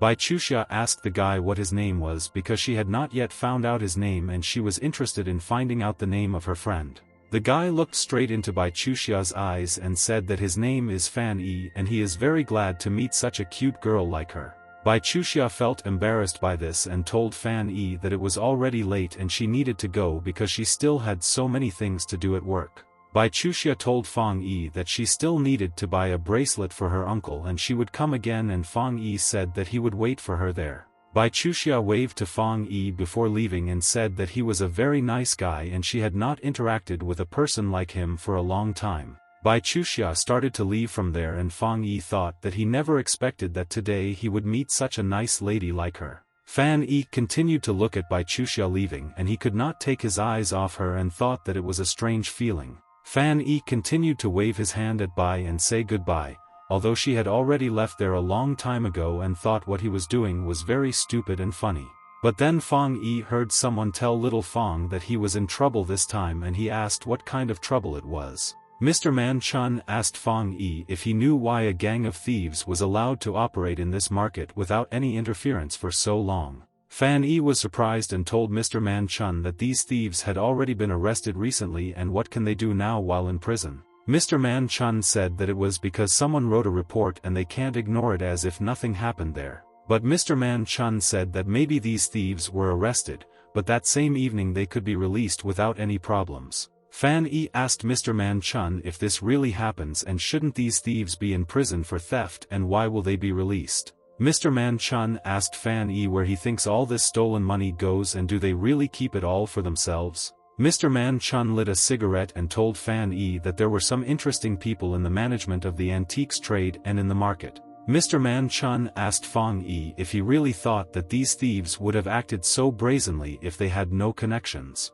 Fan Yi asked Mr. Man Chun not to make sentences now, and now he needs to look and then think about what to do next. And then Mr. Man Chun's attention fell on something Fong Yi had, and he froze in surprise and asked Fong Yi if this was the same thing. Fan Yi smiled and asked Mr. Man Chun not to worry and said that he would reveal the truth to him and he would be surprised by this truth. Mr. Man Chun looked at Fan Yi and asked him if he really had in his hands what he was thinking about and asked him to honestly answer his question. Mr. Man Chun asked Fan Yi if he really had the power to see the future and how this was possible, and he wanted to know the information. Fan Yi told Mr. Man Chun that this is not fortune-telling and he will now explain in more detail what it is, and Mr. will be surprised by this. Fan Yi grabbed these chips and told Mr. Man Chun that this was just a fortune-telling and asked Mr. Man Chun to watch his actions. Fan Yi immediately threw all these chips up and thought that now at this moment what he was thinking about and wanted to do should happen. The chips hovered in the air for a long time and Fan Yi thought that these chips were clearly useful and he would now show Mr. Man Chun all their power. And at that moment all the chips landed on the table and some word was supposed to be spoken there, and this was a prediction for them. Fan Yi immediately covered all the chips with his hands and thought that he wanted there to be good news and they were finally lucky in life. Fan Yi removed his hand and looked at these chips, froze in surprise and could not say a word and just silently looked at the prediction.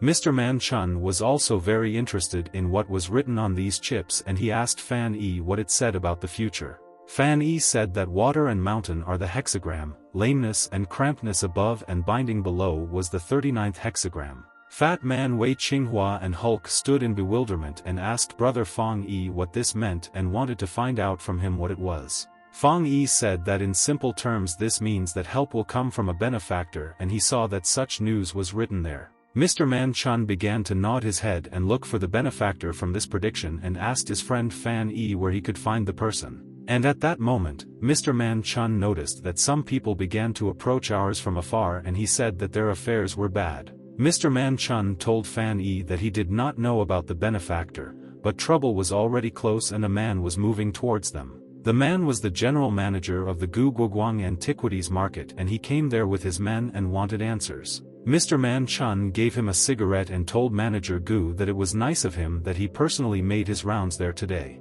Gu Guoguang told Mr. Man Chun that he said everything correctly and asked if he heard correctly that there was a fight in the market today. And at that very second, suddenly the fat man Wei Qinghua shouted to Manager Gu that those with whom they fought today were ordinary thieves. Manager Gu Guoguang asked Wei Qinghua if he was saying that the people they fought with in the market today are ordinary thieves from the street. Mr. Man Chun told General Manager Gu that these children are just beginners and do not know the rules of this market and asked for forgiveness. General Manager Gu told Mr. Man Chun that he respects him, but the kids may not know the rules, but he should definitely know them well. Manager Gu told Mr. Man Chun that these children broke the rules and the violators should be punished as stated in their market law. Manager Gu asked Li to deal with them and Li told the three guys to close the stall and go to Manager Gu's office to be punished. Fat Man Wei Qinghua and Hulk froze in surprise and fear and they asked Brother Fong Yi to say something or come up with a plan now. Fan Yi just smiled and thought that they didn't suspect who they were in contact with and now he would prove to them that they were not ordinary people like everyone else. Fong Yi asked General Manager Gu why they should be punished and he wanted to know the reason for this harsh verdict from him. Manager Gu said that making noise and causing trouble is already enough reason, or did he think that he was wrong with the verdict? Fang Yi said that they captured the thieves and prevented their actions, and of course this was justified and why they should be punished. Friends asked Manager Gu if he really wanted to say that his office is above the law and asked him to answer their easy questions. Fat man Wei Qinghua said that even the police officers didn't touch them, so why are they trying to punish them, and maybe their power is limitless. Manager Gu asked Fang Yi why he said such things to him and wondered why this guy is not afraid of him and brazenly provokes him. Fang Yi told Manager Gu that if he doesn't believe them, then Ms. Bai from the police department can support their testimony, and that's the end. Mr. Man Chun told Manager Gu that everyone there saw the events, and why doesn't he at least once release everything on the breaks and forgive everyone. Manager Gu asked Mr. Man Chun if he was now on their side, and he didn't understand why he changed his mind. All the people in the market said that Mr. Man Chun was right and asked Manager Gu not to punish these people and to let them all go free. All the people began to raise their hands and said that they also saw it, and these thieves had been haunting everyone there for a long time and now they disappeared. People told Manager Gu that everyone would be a witness, and how would they know that he himself was not working together with these cunning thieves. People told Manager Gu what really happened there, and they are all witnesses together and they should all be punished. Manager Gu got angry and started yelling at people and asking if they all wanted to rebel against him, and said that it wouldn't work. Manager Gu told all the people that the affairs of the head office did not concern them and said that they should all close their stores now. Manager Gu said that if anyone had any objections, they could come to his office and they would revoke their business licenses. Manager Gu told all the people that after this they would not even be able to dream of working in this market again. But Fang Yi asked Manager Gu to wait there and not go anywhere because he wanted to say some good words to his face. Manager Gu turned around and asked Fang Yi what else he wanted to ask him, and said that he himself had already lost in his argument with him. And when Manager Gu wanted to express everything in the face of the impudent Fan Yi, he turned around and was surprised because he had not noticed this guy there already. And a second later, Fan Yi appeared behind Manager Gu and said that even the police recognized them as thieves and he was going to punish them. Fang Yi looked straight into Manager Gu's face and asked if he really doesn't respect the law at all and wants to deal with good people. Manager Gu just looked at Fang Yi and asked if he really thinks that this law works in these parts, and he is very mistaken. Manager Gu wanted to hit Fang Yi and swung and struck with his hand, but Fang Yi managed to dodge his blow and said that he was a cunning man. Manager Gu asked Fang Yi to always remember one important thing and said that in these places he is the law and justice. Fat Wei was very angry with the manager and asked his friend to let him go now and said that he would hit this nasty guy. But at that moment, someone asked Manager Gu what this position was, and he was curious to know why he hated the law so much. Manager Gu silently listened to the man's words, and the man said that he had no idea that he considered himself God himself there. The man began to slowly approach Manager Gu and said that now he will tell him about many things that he may not know about. It was Master San Lienda, and he told Manager Gu that he really didn't know that he was the law there, and it was a shock for him. Manager Gu froze in surprise and couldn't put two words together and wondered if Master San Lienda himself was really standing in front of him. Fan Yi was very happy to see Master San Lion there and said that he could not put into words how happy he was to see the master there. Manager Gu looked at Fan Yi, who was approaching Master San Lienda, and thought, how is this even possible and why did they come there? Manager Gu thought that Master San himself and Curator Zhao himself had come there, and it looked like something serious had happened there since they came in person. Fan Yi told Master San Lienda that he was glad to see him, and Master San told the young man Fan that he was also very glad that fate had brought them together again. Curator Zhao was surprised and asked Master San Lion if he really knew this ordinary guy and how he knew this guy. Master San Lienda told Curator Zhao that he and Fan Yi were in the hospital together and they could be called difficult friends. Fan Yi asked Master San Lion how his health was and whether he had recovered from the serious injury he received on his leg. Master San Lienda told Fan Yi that he was already feeling better, otherwise the doctors would not have discharged him and he would have remained in the hospital. Fang Yi said that he was glad to hear this and was wondering when they would meet again, but he didn't think it would happen so soon. Master San Lienda said that he also did not expect this, and he completely forgot to introduce him to this good man next to him. Master San Lianda said that it was his student and the current curator of the Qinlin Museum, Zhao Hongtao, and now they recognized each other. Curator Zhao Hongtao approached Fang Yi and said that he was very glad to meet him, and Fang Yi said that it was mutual and he was happy too. Fang Yi and Curator Zhao shook hands and said that now they could even be called friends and he could help him at any time. And then Mr. Man Chun came up to them and told Curator Zhao that he was glad that he met him because he was very interested in the affairs of the museum. Manager Gu looked at how they were all talking friendly to each other and realized that he needed to do something to escape from there. Manager Gu thought that this would not end well if he chose the wrong side, and he began to think about what he could do there. Manager Gu wanted to quietly escape from there, but Curator Zhao asked him not to go anywhere and to stand for a couple of minutes to talk. Manager Gu turned around and said good afternoon to Curator Zhao and Master San Lianda, and he asked them why they came there. Manager Gu asked Curator Zhao to whom he owes the pleasure of seeing them there today, and it was lazy and unexpected for him. Master San Lianda told Manager Gu that they were watching from afar and they saw everything that was happening there and it was unexpected. Curator Zhao Hongtao said that Master San Lianda noticed everything correctly and young Fan and his friends did everything right and were right.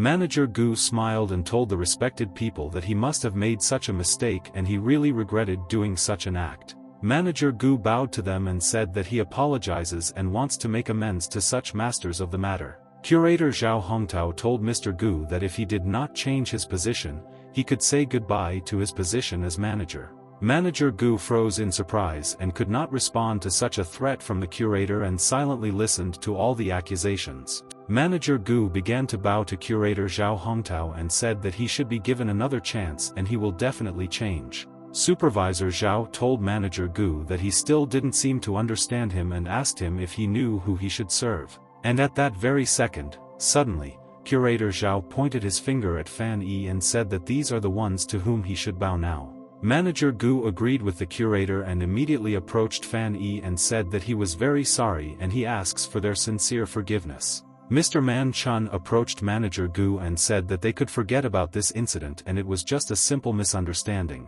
Fatty Wei asked Manager Gu to try not to punish all the innocent people anymore and listen to their opinions next time. Manager Gu agreed with their words and thought who would have imagined that these hillbillies knew Master San and Curator Zhao. Curator Zhao Hongtao told the manager that it looks like he was forgiven this time and tomorrow morning he wants to see a report on this from him on his desk. Manager Gu agreed with Curator Zhao Hongtao and thought that he had never in his life imagined that everything would happen like this. After this conversation, Manager Gu left there and all the people in this market were lazy and happy because the manager did not give them peace. Mr. Man Chun looked at the manager and for some reason he felt sorry for him because he was once an authority for all the people in the market.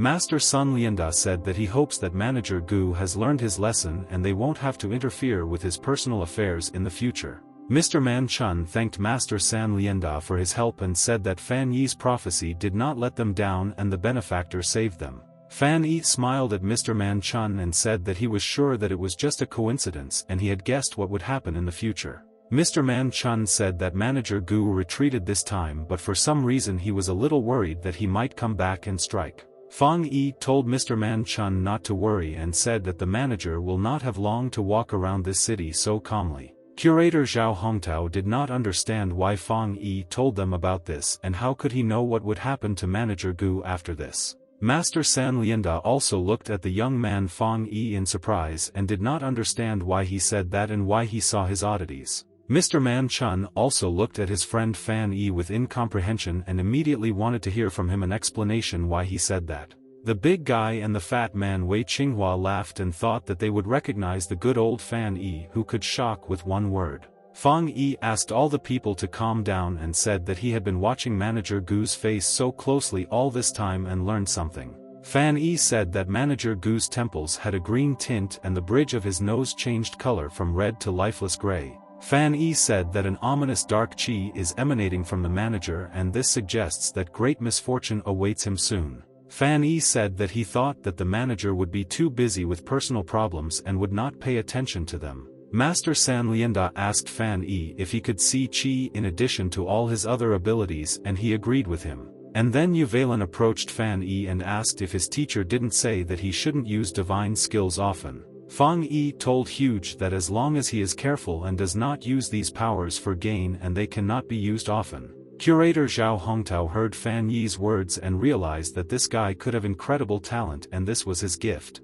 Curator Zhao Hongtao told everyone that he knew Manager Gu quite well and he was sometimes very arrogant and even arrogant. But Curator Zhao Hongtao told Fan Yi that the manager would hardly get involved in anything dangerous or illegal and this is very strange. But then Master San Lianda approached the curator and asked Zhao Hongtao to calm down a little and not speak so rudely to the young man Fan. Master San Lianda asked Curator Zhao Hongtao to just wait and just see how all the events would develop.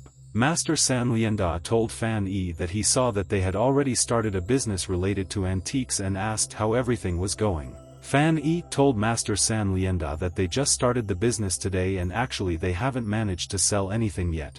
The big guy asked his friend Fan Yi who told him that they didn't sell anything and showed him a lot of money and asked what he would say about it. Fat man Wei Qinghua told Huge that it was very cool and asked but where did he get this 1,000 yuan because there were no sales. The Hulk told Fat man Wei Qinghua that he had just sold the desert poplar statue of Guanyin that belonged to Mr. Manu. Fan Yi approached his friends and said that it was a good deal and they finally made their first profit in business today. But Mr. Man Chun told his friends that something was wrong and he did not bring this Guanyin statue today and did not know what the friends did.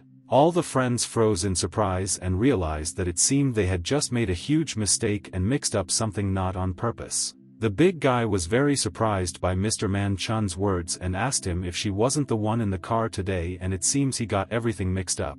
Mr. Man Chun told Huge that he was mistaken and this statue was made of boxwood and its price was 50 yuan and that was the maximum price. Fan Yi thought and realized that then it turns out that his friend Yvelin was mistaken, but on the contrary it was to their advantage and he was delighted with it. Fat man Wei Qinghua beamed with happiness and asked if this means that they made a lot of money and sold this statue at a good price. Mr. Man Chun approached Yvelin and said that with every new minute he was gaining more and more experience and it was a great job. And when everyone rejoiced at this event, Fang Yi told everyone that it was not good and then everyone looked at Brother Fang in surprise. Fan Yi counted this money and thought that it was wrong because they deceived a person and no one needed such a business then. Fan Yi told his friends that they cannot take this money because someone gave honestly earned money for the statue and this is not good. Fan Yi said that now he will catch up with this man and return all his money to him and wanted to run but he was immediately stopped by Mr. Man Chun.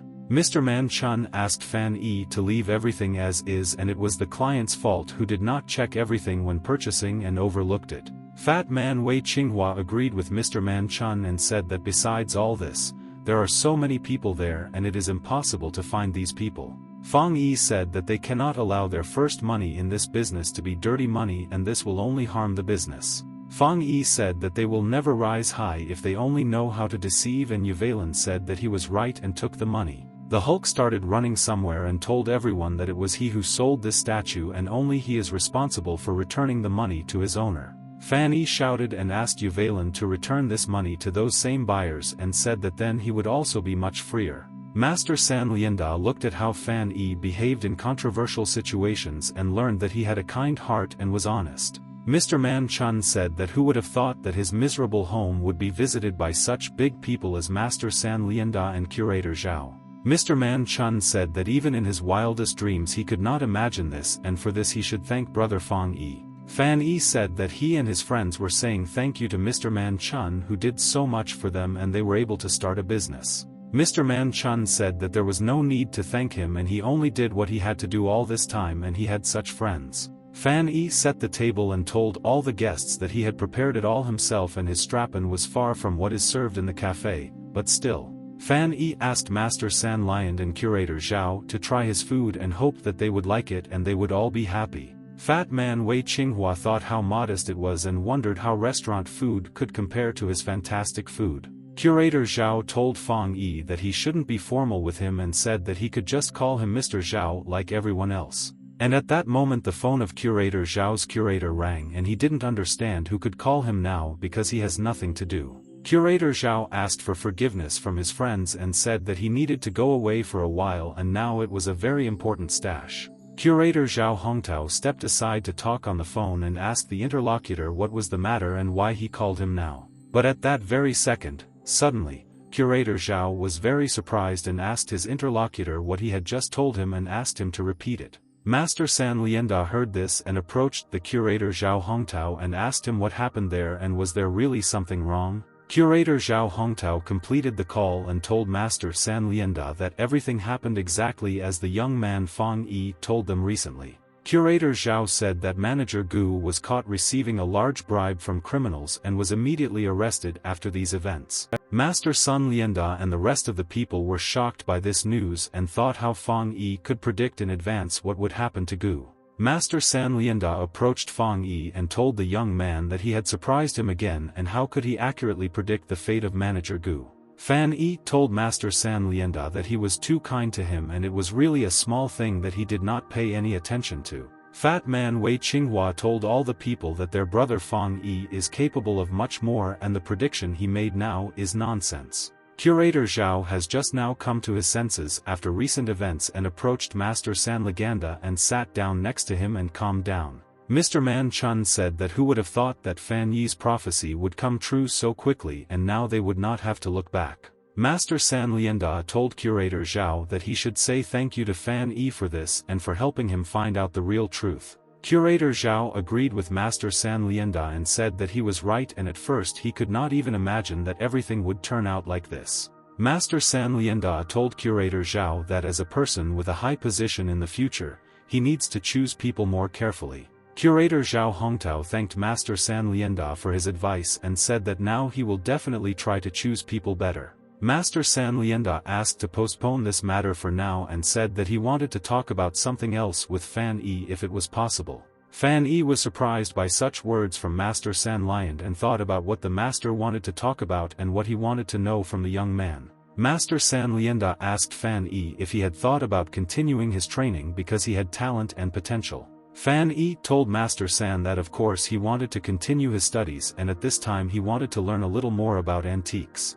Master San Lianda told Fan Yi that in that case, what could he say about becoming his assistant and helping in everything? All the people at the table were very surprised by Master San Lian's proposal and thought that Fang Yi was very lucky to have this master. Fan Yi was very surprised and asked Master San Lian if he was offering him to become his student and help with his affairs. Curator Zhao thought that in the past, Master San took on many people but never trained an apprentice, and taking someone now is a shock. Fan Yi thought how he could impress such a master as San Lianda himself that he wanted to take him as an apprentice and this was a clear success. Master San Lianda asked Fang Yi what he would tell him and if he was interested in learning a thing or two from Old Man San. San Lianda once again asked Fan Yi what he would tell him.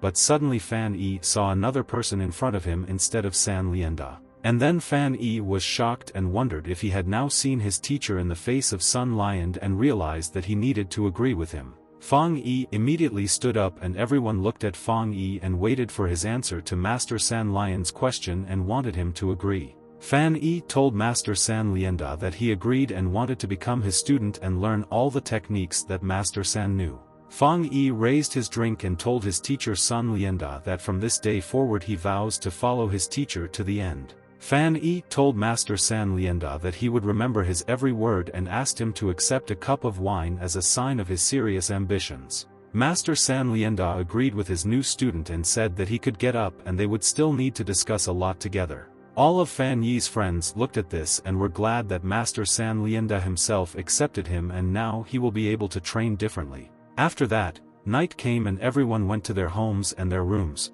and the teacher San Lianda wanted to talk to the student. Master San Lianda, Curator Zhao and Fang Yi were sitting in the same room and Fang Yi thought that it seemed like the teacher wanted to discuss serious topics. Master San Lianda asked student Fan Yi to sit down and said that he could calm down and now he would learn many things from him. Master San Lianda poured tea for the student and said that Fan Yi can now just relax and try delicious tea at night. Master San Lianda told Fan Yi that now that he had already become his apprentice, he would now show him something very interesting. Master San Lianda took something out of his pocket and told Fan Yi that he should give something to his student as his master. Master San Lianda took some kind of bracelet out of his pocket and said that he wanted to give this particular thing to his student and wanted it to be him. Curator Zhao asked Master San Liand whether this was a family treasure, and Mr. Man Chun was surprised that the master wanted to give it as a gift. Fang Yi heard Curator Zhao's words and told Master San Lianda that this is really his family value and he can't accept it. Master San Lianda said that this was indeed their family value, but he could not accept refusal from his student and it was a gift. San Lianda said that the San family has been involved in antiques since the end of the Qing dynasty and all his ancestors kept this figurine. San said that this is a jade figurine of a fisherman as a guarantee of success and good luck in business, but after his generation there will be no one left in the family. San said that no one will do this anymore and he gives it to him in the hope that his antique business will be a successful business. Fan Yi said that he could not say no to the master for such kind words and would gladly accept his gift and was now very happy. Curator Zhao said that when he saw the master giving him this as his senior student, he could not stay away at this moment. Mr. Man Chun was shocked and said that he was so jealous of Fan Yi and he was now so valued by such great masters and it was incredible. Curator Zhao asked Fan Yi to accept from him this bracelet made of very fragrant palisander and he was glad to give him this bracelet. Master San Lianda told Curator Zhao Hongtao that his bracelet was very good but he was not sure that Fan Yi would be able to accept it now. Curator Zhao told Master San that this was a genuine bracelet made of very fragrant palisander and each bead was in excellent condition. Curator Zhao said that he has had this bracelet for 3 years and has long been covered with cobwebs and a bracelet of this quality is not on sale at all. Master San Lianda told Curator Zhao that he was working with various antiquities and why didn't he look at Fan Yi's bracelet first. Fan Yi was surprised because he thought that this was an ordinary bracelet that was left to him from his teacher and why did it arouse such interest among everyone. Fang Yi took off his bracelet and handed it to Curator Zhao and said that he could take a closer look at the bracelet if Mr. Curator Zhao took the bracelet from Fan Yi and thought that it would be some kind of ordinary bracelet and what Master San Lianda could see in it. But suddenly having a better look at Fan Yi's bracelet, Curator Zhao was shocked and froze in place in surprise and thought how this was possible. Curator Zhao told Fang Yi that this bracelet is made of agarwood and is more than 100 years old and where could Fang Yi get this bracelet. Curator Zhao sat down and immediately began to look at the bracelet closely under a magnifying glass and said that this is a bracelet made of agarwood of the best quality. Curator Zhao said that in their days such bracelets can no longer be found and it was made no later than the early Qing dynasty and this is fantastic. Curator Zhao told Fang Yi that this item could be considered a historical artifact without any problems and asked him to protect it from everything. Master San Lianda asked the Curator Zhao Hongtao if he was right in saying that his bracelet would not be of interest to Fan Yi and what he found out. Curator Zhao Hongtao told Master San Lianda that he was accurate and told his master that these two bracelets are simply incomparable. Curator Zhao Hongtao said that his bracelet is just an antique and Fan Yi's bracelet is a real artifact and very old and rare. Curator Zhao Hongtao said that if Fang Yi wants to part with him, then prices at auction could rise to $300,000. Master San Lianda asked what 300,000 he was talking about and Fan Yi would not sell his bracelet even for $1 million. Master San Lianda said that Fan Yi is true to his principles and is not obsessed with money, and his own son Chao needs to learn this. Fang Yi told Mr. Zhao Hongtao that this bracelet was given to him by his old teacher and he keeps it in memory of him and does not want to forget. Curator Zhao told Fang Yi and that Master San Lianda was not mistaken and his behavior and character are far superior to both him and even San Chao. Master San Lianda told Hongtao that his rosewood bracelet was no worse than Fan Yi's bracelet, but inferior in age and ancient value. Master San Lianda asked Curator Zhao if he understood what he was talking about now and the curator agreed with his faithful teacher. Curator Zhao Hongtao thought that it looks like he should try to keep up with the master and work for this and try harder. The curator said that he specializes in various antiques and if Fan Yi is interested in questions, he will be happy to answer them. Curator Zhao told Fan Yi that he can come to his museum at any time and it is not far from the market and it is convenient for him. Fan Yi said thank you to Curator Zhao Hongtao for giving him so many opportunities at this moment and he will repay him for it later. Master San Lianda asked Hongtao why not start with a short lecture on trinkets and this is very interesting to Fang Yi. Master San said that these three started the business without any knowledge and Zhao, as the eldest, should not sit and watch them all burn out. Curator Zhao Hongtao said that then, with his permission, he will begin to tell them about all these things and they will all be completely ready. Curator Zhao Hongtao looked at the Hulk and the fat man Wei Qinghua and said that they both also needed to listen to his interesting story. Curator Zhao said that antiques is a large field of activity in which you can learn a lot, and trinkets are a small part. Curator Zhao said that fortunately he has many years of experience and what he will teach them today will allow them to avoid problems. Zhao Hongtao said that in their culture they pay special attention to caring for antiquities and trinkets and they are very important to them. Zhao said that by caring for them they determine the shine and spirit of these items, and even in a bracelet the price between new and old is huge. Curator Zhao said that as an example, they will take 2 bracelets made of the same material and one bracelet was looked after for only 10 years. Curator Zhao said that the other bracelet had been on display for 10 years and asked which one they thought would cost more later. Fat man Wei Qinghua raised his hand and said that the bracelet that was worn would cost more and he just thought logically now. Zhao said that this is true but that is not all, and the time that the item was in use, for example an hour, can lead to different results. The Hulk told Curator Zhao that not all of them are Taoists like Brother Fang Yi, and why should they evaluate all items in this way. Curator Zhao Hongtao told everyone that fingering a bracelet made of beads has a calming effect and this was their excellent property. Curator Zhao said that the way the bracelet slowly becomes shiny and beautiful under their hands evokes pride and even delight. Curator Zhao said that the bracelet in the hands is like repeating sutras, and even those who are deaf to the lessons will not be able to find peace. The beads will turn red. Curator Zhao said that it doesn't matter what the beads are made of, and in their bracelet if they take care of it it will bring them results. Zhao Hongtao said that the value of trinkets also depends on their care, which leads to the appearance of shine, and Wei Qinghua understood this. Curator Zhao said that this process fills a person with such a feeling of pleasure, but to fully understand this one needs experience. Curator Zhao Hongtao said that for the first lesson he wants them to take these Rudraksha and Rattan bracelets and he will explain everything to them. Curator Zhao asked them to record all the changes they noticed while they were caring for them and they could consider this their task. But Curator Zhao said that first he would like to teach them all a couple of tricks for caring for objects so that it wouldn't be so difficult for them later. Zhao Hongtao said that caring for Rudraksh depends on brushes and they always need to clean the beads and clean the grooves from sand and dirt. Curator Zhao said that with Rattan it is important how they play with it and they should use their hands to sort through the beads, turning them all. Curator Zhao told his friends that they even have a special text containing everything that needs to be remembered, and this was a very important matter. Curator Zhao Hongtao asked the students if they wanted to listen to this text and all their friends said that they really wanted to and were very interested. Curator Zhao agreed with his friends and asked them to listen to this text and said that it contains all the data on the care of all materials.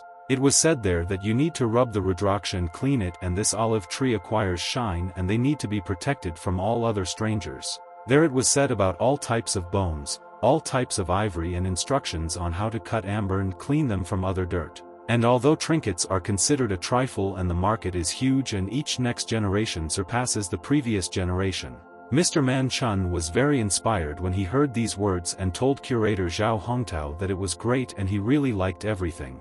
Curator Zhao Hongtao then asked to finish for today so that these 3 friends would think about what they heard and it would be a lesson for them. Curator Zhao Hongtao told Master San Lienda that it was already late and wasn't it time to go home there, and the master agreed with Hongtao's words. Master San Lienda looked at Fang Yi and asked him and all his friends to not forget about elder brother's task and prepare for anything. Fan Yi said thank you to Master San Lienda and said that they would all do their best to prepare and hope that their business would be successful. After that, at night, Master San Lienda and Curator Zhao Hongtao went home and Fang Yi began to reflect on all the words of the curator. Fan Yi sat on the floor in the living room and carefully examined all the bracelets and realized that the curator Zhao Hongtao had told them very correct advice. Fan Yi thought that these 2 bracelets that Mr. Man Chun gave them were undoubtedly of better quality than the ones on their tray. Fan Yi decided that today during his daily meditation he would touch this rattan bracelet to see the result. Fan Yi simply exhaled and began to finger the rattan bracelet and wondered if he would be able to do the things he heard.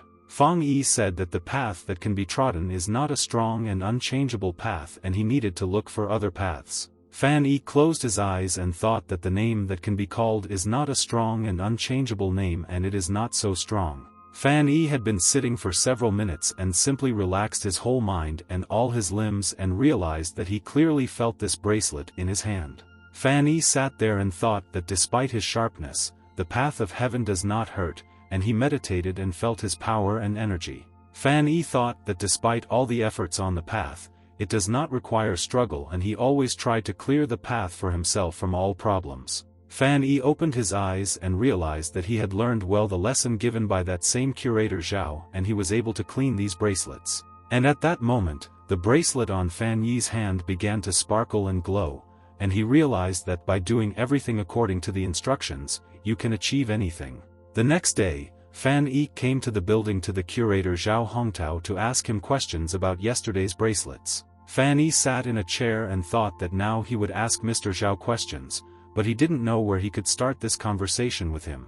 Curator Zhao Hongtao also looked at Fan Yi and thought that he had learned his lesson well yesterday and came to him for wise advice on the matter. Curator Zhao Hongtao told Fan Yi that he looked very nervous and asked if it was so inconvenient for him to come to his classes there. Fan Yi told Curator Zhao Hongtao that he was wrong and he felt good there and was just thinking about completely different things now. Fan Yi was now thinking about the market and that they should start selling their bracelets little by little and then earn a lot of money. Fan Yi told his friends that while he was visiting Mr. Zhao, the stall at that time remained completely in their hands and they should sell. Fatty Wei Qinghua told brother Fan Yi to wait and he wants to tell him that Madame Bai has work for him at this time. Fan Yi was surprised and asked the fat man Wei Qinghua which lady Bai he meant, and he didn't remember or forgot about this person. Fat man Wei Qinghua said that this is the same policewoman who helped them detain the thief and this cutie's name is Bai Chuxia. Fan Yi remembered this girl and wondered if this was the same girl who was not afraid of anyone and really helped them with the bandits. Fan Yi was interested and asked the fat man Wei Qinghua what kind of work it was, and she wants him to go to the police station for testimony. Wei Qinghua said that Miss Bai wants them to help her find a bracelet or necklace that is 20 years old or more. Fan Yi was very surprised and asked the fat man Wei Qinghua if he had made a mistake. His son and a bracelet with an age of more than 20 years is difficult to find. Fat man Wei Qinghua told brother Fan Yi that it was true, and he told her that it was not a problem for them and they would handle the request. Fan Yi was completely shocked and asked the fat man Wei Qinghua and where he wanted to look for such bracelets, and they are very difficult to find in the city. Fat man Wei Qinghua told brother Fan Yi that he should be the one to do this search and ask curator Zhao if he can help them. Curator Zhao listened to Fan Yi and said that it was not difficult and why don't they go ahead and add another 0 to his age. Fan Yi asked curator Zhao Hongtao not to joke because they now had a difficult situation and they didn't know what they could do about it. Curator Zhao Hongtao told Fan Yi that this was also true and it was difficult to find someone who would be willing to part with such an expensive bracelet. Fan Yi told curator Zhao Hongtao that he knew this very well, but his friend fat man Wei Qinghua had already given his consent without discussing it with him.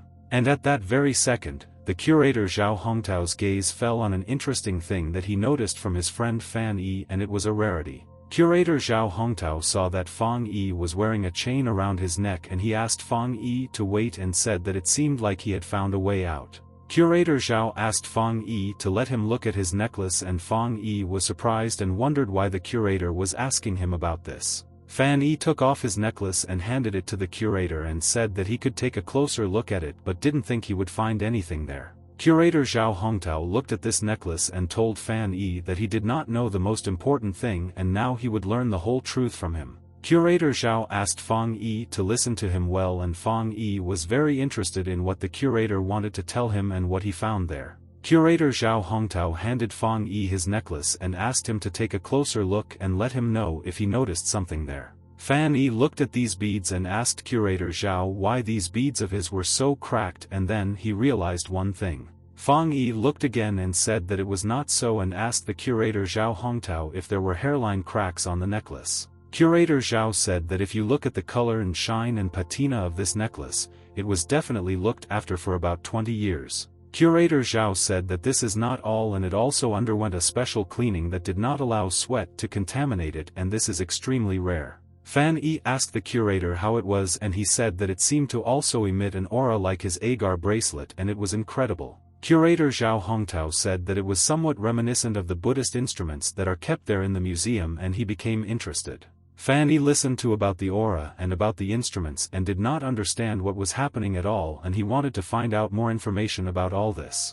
After that, Fang Yi came home and thought that he could not at all expect that Curator Zhao would be so inspired by the necklace today. Fan Yi looked at this necklace and thought that this necklace in his hands would really become a tool and could help him in his business. But Fan Yi thought that the bracelet had been with the master for at least several decades, and he put on the necklace a couple of days ago. Fan Yi looked at these decorations and wondered if they were related to the fact that he meditates and he wanted to know the effect of these exercises. Fan Yi thought and decided that he would use the Rudraksh bracelet to check and make sure whether he was right or wrong. Fan Yi took this bracelet in his hands and began to slowly meditate and become more and more immersed in his consciousness and his inner world. Fan Yi said that the path that can be taken is not strong and unchangeable and continued to rub this bracelet in his hands. Fan Yi said that this really happened again and he thought that it was not in vain that he chose this particular business and he had some kind of instinct. It was almost 12 at night and Fan Yi continued to sit on the floor and try to do what he thought before his meditation.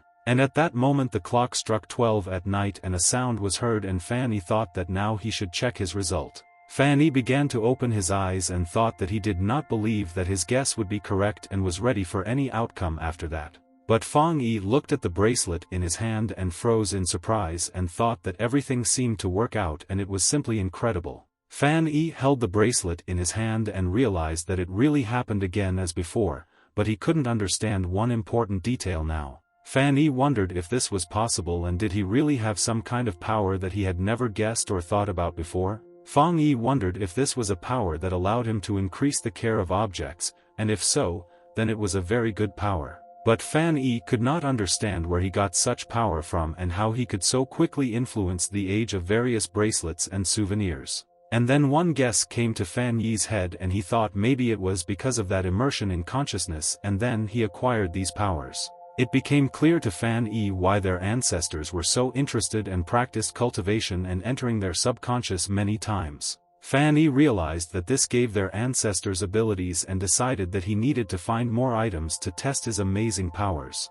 Fan Yi went outside and thought that he should spend a lot of time and non-stop training his new powers and improving their performance. Fang Yi was so carried away by the search for new items that he left the bracelet with which he practiced on the nightstand along with other bracelets. The bracelet with which Fan Yi worked and meditated changed a lot and it became more valuable than before, but in a short time. Fan Yi remembered that they say that time is a treasure and indeed the value of objects increases over time and that was a fact. And at that very second Fan Yi came up with an idea and said that in this case he would call his ability treasure time and it was so creative. The next day after all the events, Fan Yi came to the market and thought that he had not done business for a long time and this needed to be corrected. Fan Yi walked through this market and realized that today there could be very good trade because there were a lot of people in the market and this is great. But at that moment, Fan Yi noticed Mr. Man Chun in the market and he was standing there and talking to some people whom he had not seen. Man Chun wished these people good luck and asked them to come to him again and Fang Yi was surprised with whom and what Mr. Man Chun was talking about. Fan Yi stared at these people and thought that it might not be his business, but he was wondering what they were talking about with Mr. Fan Yi looked at these people and for some reason they seemed somehow strange and he had a feeling that he could see them before. After that, Mr. Man Chun turned around and wondered if he really saw Fan Yi's brother in front of him and why did he silently and quietly stand behind him. Mr. Man Chun said good afternoon to Fan Yi and asked why he came there and maybe he wanted to quickly replenish his supplies. Fan Yi told Mr. Man Chun that he was right and he was looking for new products to replenish stocks and increase sales to the maximum. Mr. Man Chun asked Fan Yi why don't he sit down and have tea with him because he just wanted to talk to him about something. Fan Yi went to Mr. Man Chun's store and saw that there were a lot of rare goods and he had ancient and rare jugs. Mr. Man Chun also sold all sorts of rare dishes and he had a very good selection and people could find anything. Mr. Man Chun asked Fan Yi to make himself at home and wanted him not to worry and sat down and said that he would bring them tea. Mr. Man Chun told Fan Yi that he and his friends seemed to be doing well and had sold a lot of things, which was very commendable. Mr. Man Chun noticed that Fan Yi did not react to his words and his thoughts were elsewhere and asked him what was wrong. Fan Yi told Mr. Man Chun that the two who came out recently were full of negative energy and this worried him. Fan Yi told Mr. Man Chun that he should limit contact with them to a minimum, otherwise this energy will affect his health. Mr. Man Chun told Fan Yi that in that case, maybe he even knew why such dark and bad energy emanated from these people. Fang Yi told Mr. Man Chun that he would only guess and said that these people often deal with the dead and that is why they are like this. Mr. Man Chun immediately showed Fang Yi his thumb and said that his guess was excellent and he had guessed many facts about people. Mr. Man Chun came closer to Fan Yi and said that these people are diggers and grave robbers if he only spoke to him frankly. Fan Yi told Mr. Man Chun that everything was clear to him then and he would not torment himself with guesses about the profession of these shady people. Mr. Man Chun said that people had a lot of interesting things to sell and they wanted to hold an underground auction there. Fan Yi asked Mr. Man Chun if the sale would be there in Nanjing and asked if a lot of things would be sold there. Mr. Man Chun said that of course so many objects at once were amazing, but you need to have a special eye and instinct. Mr. Man Chun said that at underground auctions the ratio of genuine antiquities to fakes was about 1 to 5. Fang Yi was very surprised by these words and asked whether there were so many fakes in the auction and how other people might perceive it. Mr. Man Chun said that it could be, but at such auctions a lot is sold and the starting price was incredibly low. Mr. Man Chun said that so who knows and maybe they will be able to buy something good cheaper and it might even be a godsend. Fan Yi told Mr. Man Chun that it was great to buy good stuff cheap, but he was wondering how low the price could be. Mr. Man Chun told Fang Yi that the price could only be 1,000 yuan and they could get something at auction even for that price. Mr. Man Chun told Fang Yi that there were even days when all the people took away many different things from there for just a few thousand yuan. Fang Yi asked if it was possible to buy goods for just 1,000 yuan and then he could buy several items there for himself without any problems. Mr. Man Chun told Fang Yi that by the way he wanted to add one more thing and said that he hoped that he would not refuse his request. Mr. Man Chun asked Fan Yi why don't they go to this auction together because he also needed new goods for the stall. Fan Yi told Mr. Man Chun that he would like to go with him, but wouldn't it be better for him to take someone more experienced with him who knows a lot about. Mr. Man Chun told his friend Fan Yi that this is still a secret auction and he trusts him more than all other people and this is true. Mr. Man Chun said that sooner or later Fan Yi will have to deal with this if he wants to continue working in the antique business. Mr. Man Chun told his brother Fang Yi so he could consider this a chance to learn something and he got lucky with the auction today. Fan Yi said thank you to Mr. Man Chun for this opportunity and said that then he will immediately go change his clothes and be ready. After that, a few hours later, Fan Yi and Man Chun went to the place where this auction will be held today and were happy. They arrived at one place and Mr. Man Chun told Fan Yi that this was the building they needed and they had arrived exactly at their destination. Fang Yi looked at this building from the car window and thought that it was very beautiful and he did not expect that they would come to such a place. Fang Yi realized that this was some kind of 5-star hotel and he clearly did not expect that such illegal auctions were held in hotels. They got out of the car and headed towards this building and Fan Yi knew that this hotel and the inside should definitely be just as beautiful. Fan Yi said that it was very beautiful there and Man Chun said that he didn't think that the underground auction was held in dirty places. Fan Yi told Mr. Man Chun that he didn't think it would be such a dirty back alley, but he didn't think it would be so sparkling either. Mr. Man Chun told Fan Yi that times are changing and now money decides everything and those people who have money can do whatever they want. Mr. Man Chun told Fan Yi that he noticed that he dressed in Western style today and it looked good on him now. Fan Yi said that this is his friend Yuvalin's tuxedo and he told him that if he goes to such an event, he should look like that. Mr. Man Chun just noticed that Fang Yi was holding a bag in his hand all this time and asked him what was in the bag. Fang Yi told Mr. Man Chun that there was money that Wei Qinghua gave him and everything they earned in compensation for the accident. Fan Yi told Mr. Man Chun that the total amount was 25,000 yuan and he wanted to buy quality things. Mr. Man Chun showed Fang Yi his briefcase and asked if he wanted to know how much money he took with him to this underground auction. Fan Yi said that he wanted to know the amount, and Mr. Man Chun came closer to him and said that he had 350,000 yuan. Fan Yi was surprised and asked Mr. Man Chun why he took so much money there, and it looked like he was going to buy something very valuable.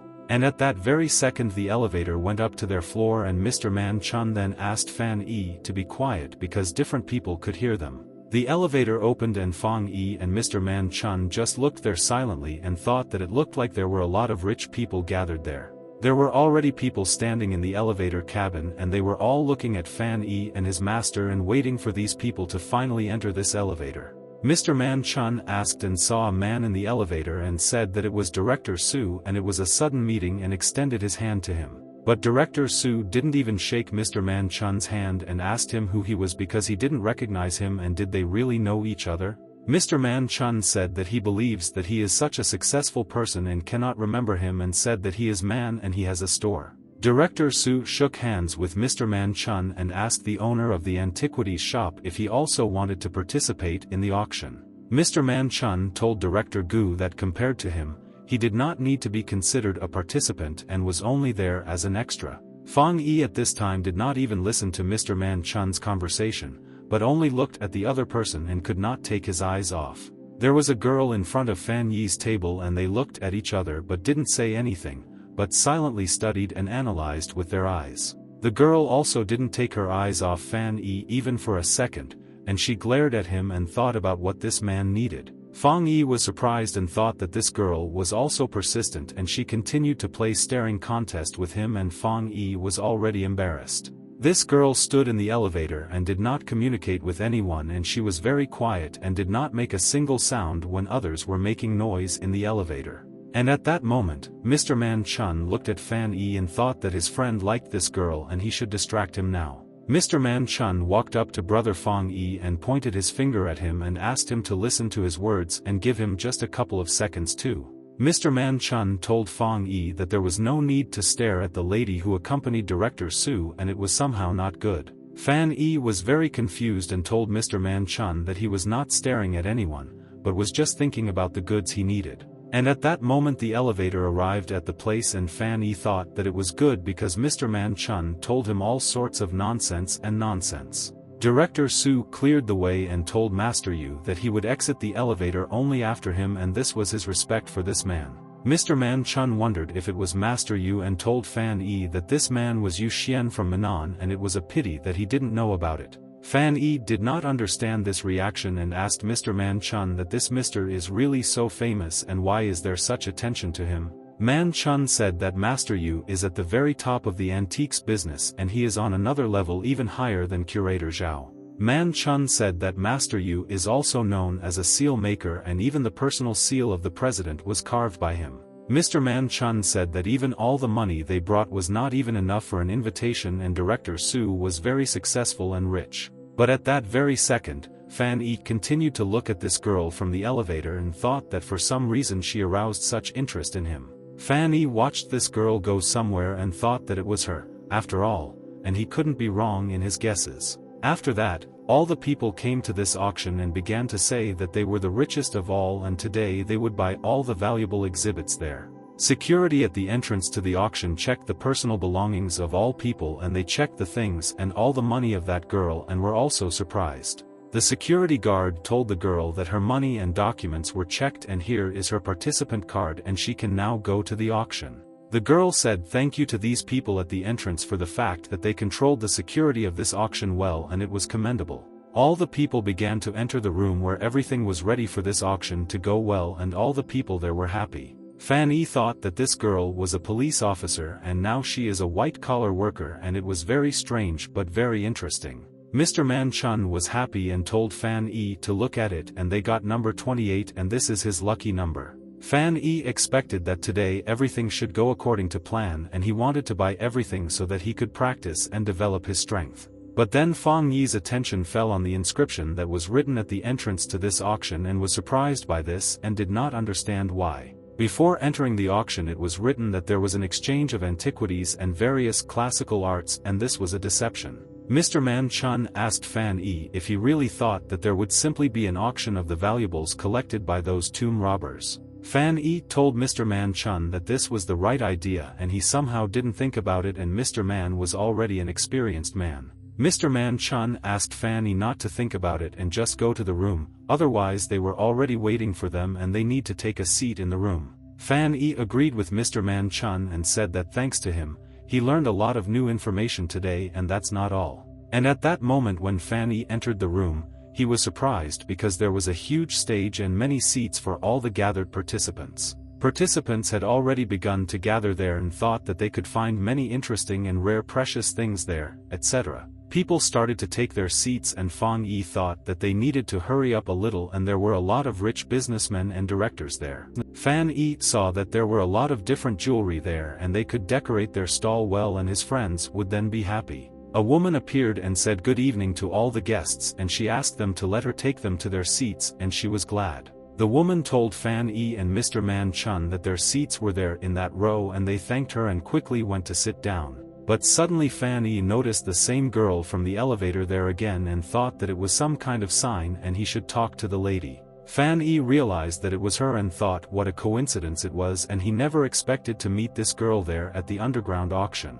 But at that very second Mr. Man Chun screamed and said that it was some kind of fate, and he again met the respected people from that elevator. Mr. Man Chun began to approach them and told Master Yu and Director Su and said that they had met again, and he was very happy. Mr. Yu and Director Su saw Mr. Man Chun and said that they were also glad to see him and his place was next to such people. Mr. Man Chun was talking with these people, and Fan Yi at this time sat next to the girl about whom he needed to find out information. But then someone approached Mr. Man Chun from behind and he grabbed him by the shoulder and said that he could not imagine seeing his old friend there.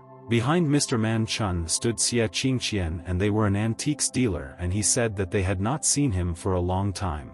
Mr. Man Chun smiled and told Mr. Xie Qingqian that he was also there and he was also very happy to see him at the auction today. Xie Qingqian asked Mr. Man Chun if he really thought that he would allow him alone to buy good goods in this auction. Xie Qingqian came up and said in Mr. Man Chun's ear that in any case, the auction is more interesting when there is him as his opponent. Mr. Man Chun was angry and asked Xie Qingqian if he really wanted a fight and was looking for a fight, but Xie said that he wouldn't dare fight with him.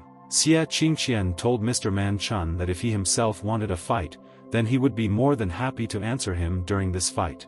Mr. Man Chun said that they would sit and see how things might turn out, and Xie Qingqian said that this is exactly what he would be waiting for there. Fan Yi sat silently next to Mr. Man Chun and thought that he and Xie Qingqian really hated each other and wanted to harm them. Fan Yi was curious and asked Mr. Man Chun who this Mr. was, and Mr. Man asked if he was talking about this Xie Qiankong.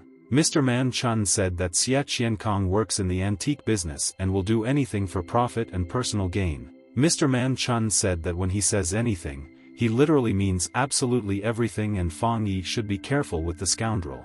But then the host came on stage and told all the guests that the auction would begin very soon and they could evaluate the items on display. The presenter asked all participants to go on stage in the order indicated on their cards and they could rate all these items. All the people got up from their seats and began to go on stage and realized that the organizers had prepared well for the event today. And immediately entering the stage, Mr. Man Chun froze in surprise and was in shock because he thought that the organizers would be able to surprise all the people like that. Mr. Man Chun told Fan Yi that it was a beauty and there were so many jewels, and he would look at the calligraphy and paintings. Mr. Man Chun told Fan Yi that he could take a look at the other trinkets and little things for now, and it would be faster if he separated from him there. Fan Yi agreed with Mr. Man Chun and went to look at all the things on display and not disturb Mr. Man Chun from enjoying. Fan Yi noticed that a lot of people were admiring all sorts of things there and everyone wanted to mark the items they needed in advance. Fan Yi continued to look at all the items and thought that these items were of high quality and he could win these items. And at that moment, Mr. Yu came up behind Fan Yi and asked Fan Yi if he was also interested in antiquities and other souvenirs. Fan Yi turned around and told Master Yu that he was still studying in this matter and said that he would only look at this thing after the senior. Master Yu thought that it was rare to find such polite young people these days, and he was proud of Fan Yi's character. Master Yu looked at this item and was shocked and asked his friend Director Su how this item could end up in this auction.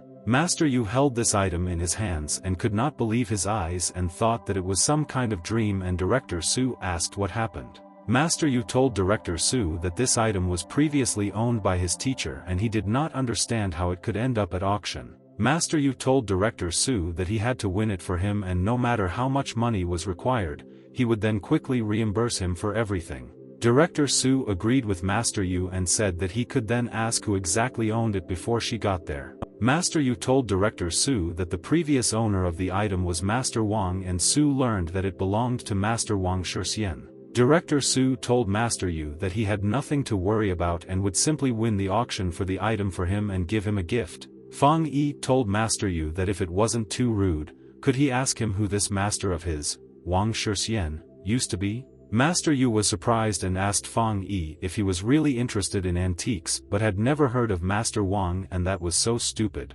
Master Yu told Fan Yi that at a more convenient time he would talk to him about this master and would be glad that if he found out about the master. Master Yu told Director Su that there was nothing worth their attention there anymore and they should go and just return to their seats. Fan Yi thanked Mr. Yu for his time and promised to tell him about Master Wang later, and he would wait for that hour. Fan Yi realized that Master Yu's words mean that of all that is there, only this item is real and the rest are all fakes. Fan Yi picked up this item from Master Wang and thought what makes it so special because it looks just ordinary. Fang Yi began to wipe this item and thought that he felt that now this item was strange and something was attractive about it. And at that very second the object began to light up with a bright glow, and Fan Yi was surprised and thought what kind of aura this rare object had. Fan Yi held this item in his hand and began to see some events in his head and thought that these were visions, but how is this possible? Fang Yi wondered if his treasure time also allowed him to see events from this item's past. It was amazing. Fan Yi looked at his hand and thought that it was a pity that he didn't yet know what else his treasure time was capable of and how it worked. But Fang Yi wondered if this meant that he could find out the authenticity of all the items at the auction, and that would be wonderful. Fan Yi began to go to other objects and realized that he needed to check this on other objects, and could he really find out their past. And Fang Yi touched the first item, but unfortunately there was no reaction and he didn't know why he couldn't see their story. After that, Fan Yi went to the jug and there he also couldn't see anything and he couldn't understand why treasure time didn't work there. Fan Yi touched the Buddha figurine with his hand and there was no reaction there either, and Fan Yi's treasure time had already completely stopped working.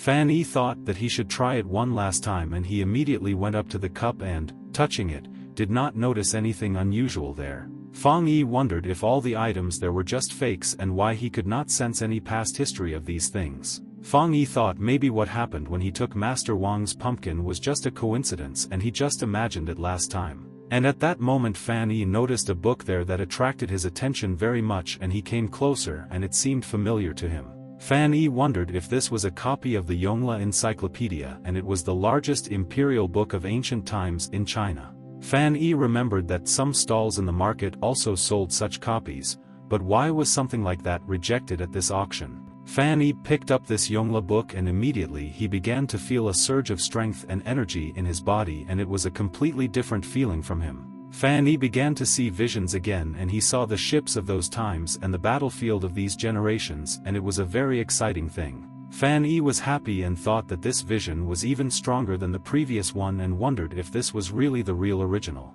Fan Yi said that he was so excited that even his head was spinning, and the original Yongle Encyclopedia must be worth a lot of money. The presenter said that all the guests had 1 minute left when they finished the inspection and then asked everyone to return to their seats. Fan Yi thought that if he managed to get the encyclopedia, then this alone would pay for all the difficulties associated with the trip to this auction. And at that very second, Fan Yi noticed a very interesting thing that was standing on the stage and realized that he had to check it out. There was a shining object on the stage and Fang Yi could not take his eyes off it, and he could not leave the stage now and sit down in his seat. Fan Yi was surprised and thought why no one else looks at this wonderful object, and he thought why not go closer. Fan Yi went there and took the object in his hands and closed his eyes and began to imagine, and he expected that this object would also have a story. And suddenly when Fang Yi opened his eyes he saw that he was now in an ancient place and in an ancient time, and how to explain this to him.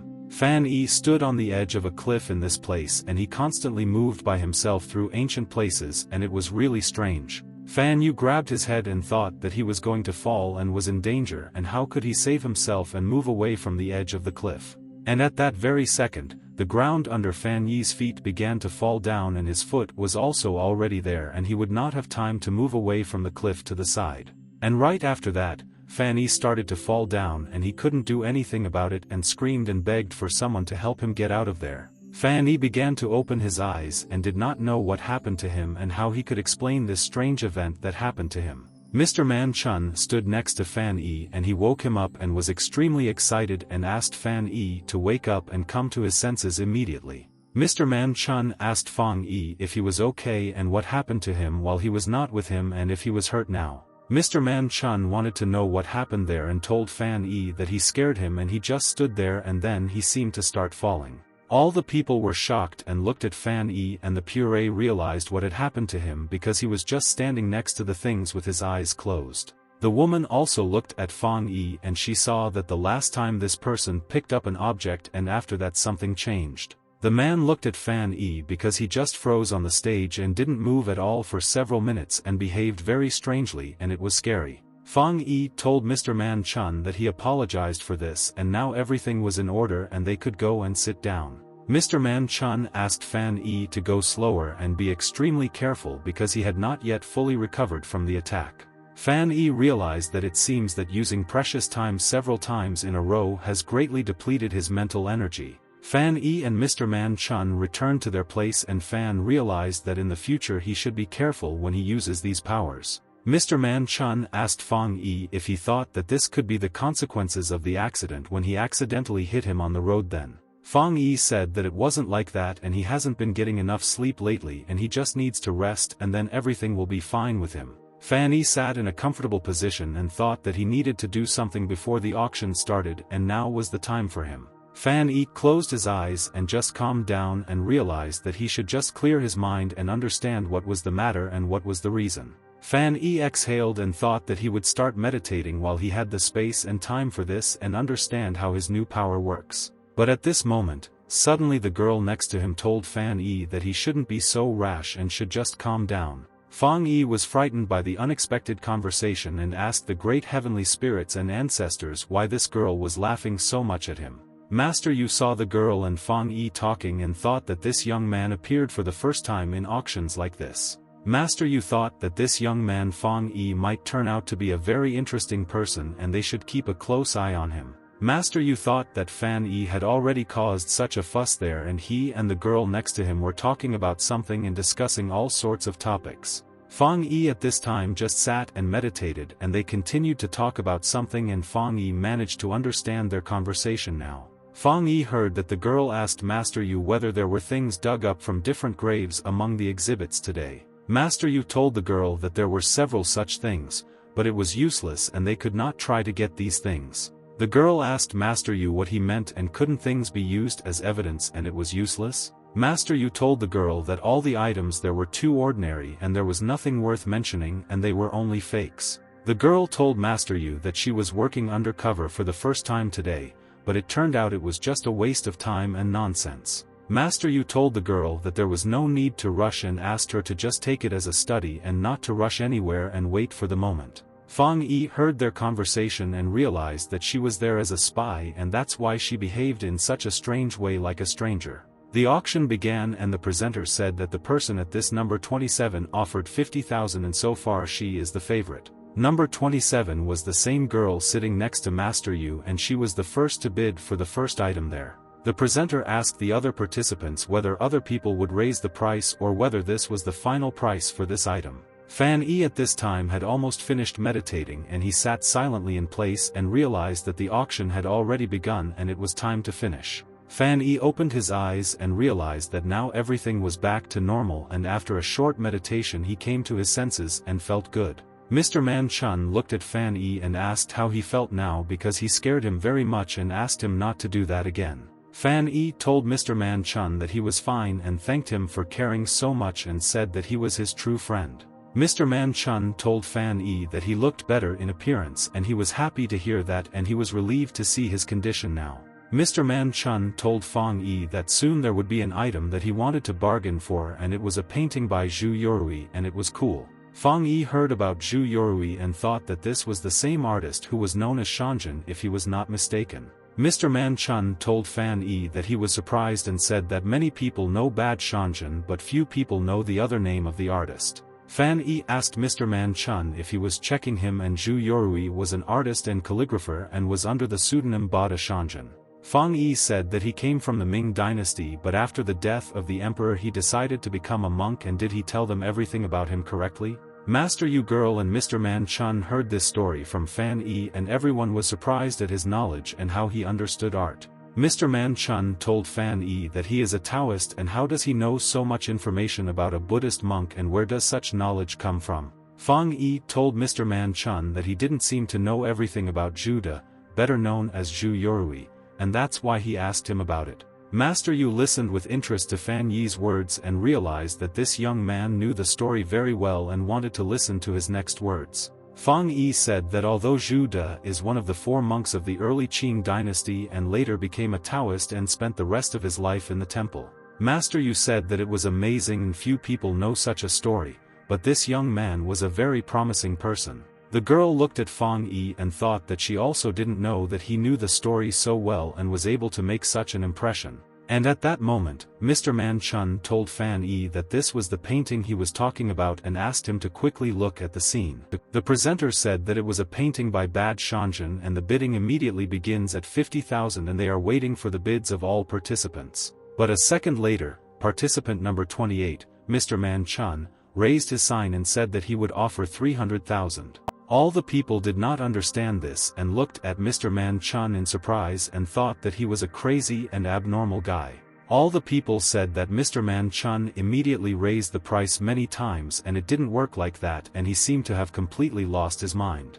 All the spectators and participants were wondering what Mr. Man Chun was up to, and it seemed like he had some kind of plan and wanted to do something. Fan Yi told Mr. Man Chun that he had completely seized control of the situation and told him that everyone was afraid to do anything. Mr. Man Chun told Fan Yi that this is exactly what he wanted and he managed to do it, and so far everything was going very clearly according to his plan. Fan Yi told Mr. Man Chun that it was very brave and this required a steely character and he was not afraid of anyone in the hall. But suddenly someone offered 310,000 for the painting and he told Mr. Man Chun to forgive him and not be offended later. It was Xie Qingqian and he told Mr. Man Chun that he could not let him get the painting of Bad Shanjin for 300,000. Mr. Man Chun got angry and thought that Xie Qingqian is a bastard and he doesn't even deal with paintings and just wants to annoy him there. And at that moment, Mr. Man Chun was not at a loss and immediately raised the price to 350,000 and waited for an answer from the scoundrel Xie Qingqian. The presenter said that for now 350,000 is the last price for the painting and began counting down, and there were no offers yet. Xie Qingqian began to think about what he should do because he wanted this painting to go to anyone but the weakling Man Chun. Mr. Man Chun thought that this was all he had and he acted on the principle of all or nothing and could no longer raise the price for it. All the people said that the price for this painting suddenly rose to 350,000 in a few seconds and someone wants it. The presenter had almost finished counting down, but at the last second, Xie Qingqian stood up and offered 360,000 for her. Mr. Man Chun told Xie Qingqian that if he really wanted this painting, he could take it away and he would lose the auction. Fan Yi told Mr. Man Chun that he could lend him his money so that he could win this painting because he really wants to take it. Mr. Man Chun was extremely dissatisfied and sat without a mood, and he told Fan Yi that he did not need it and that what was done was done. The presenter began counting down and said that so far the last price is 360,000 for this painting by the famous artist. The presenter counted the second and then said that that was all, and this painting was sold for 360,000 to a rich gentleman. Xie Qingqian turned to Mr. Man Chun and said that he sympathized with him with all his might and said that he hoped that he would also be lucky. Mr. Man Chun told Xie Qingqian that he hoped that he bought a fake and all his efforts in this auction were only in vain. Fan Yi asked Mr. Man Chun to calm down and said that there would still be a lot of valuable things there and they would fight with him for all the things. Fan Yi told Mr. Man Chun that he had recently seen one of the volumes of the Yongle Encyclopedia and it was worth getting no matter what. Mr. Man Chun heard about the Yongle Encyclopedia and said that many copies can be found on the market and he is sure that it is the original. Master Yu told Fang Yi that in their time there were not many original volumes of the Yongle Encyclopedia left and they were very difficult to find. Master Yu said that many of these Yongle encyclopedias have long been found and placed in various museums around the world. Master Yu and Fang Yi were talking about different things and then the presenter said that next they had classics from the Ming and Qing dynasties and this is a rarity. The presenter said that the first lot is a book with notes from the Qing dynasty scholar Kai Jin and the bidding starts at a price of 20,000. Fan Yi was shocked when he heard the starting price and thought that 20,000 was very expensive and the price would rise several times. Fan Yi thought that this was a very valuable book and he needed it so much, but he knew that it would be very difficult for him to get this book. And then Fan Yi noticed that Xie Qingqian raised his tablet and he said that there were Kai Jin's notes and he gives 20,000. Mr. Man Chun was distracted by his sworn enemy Xie Qingqian and he noticed that Fan Yi had taken the plate with this number from him. And at that very second, Fan Yi picked up Mr. Man Chun's sign and said that he was raising the price of the book and offered 22,000.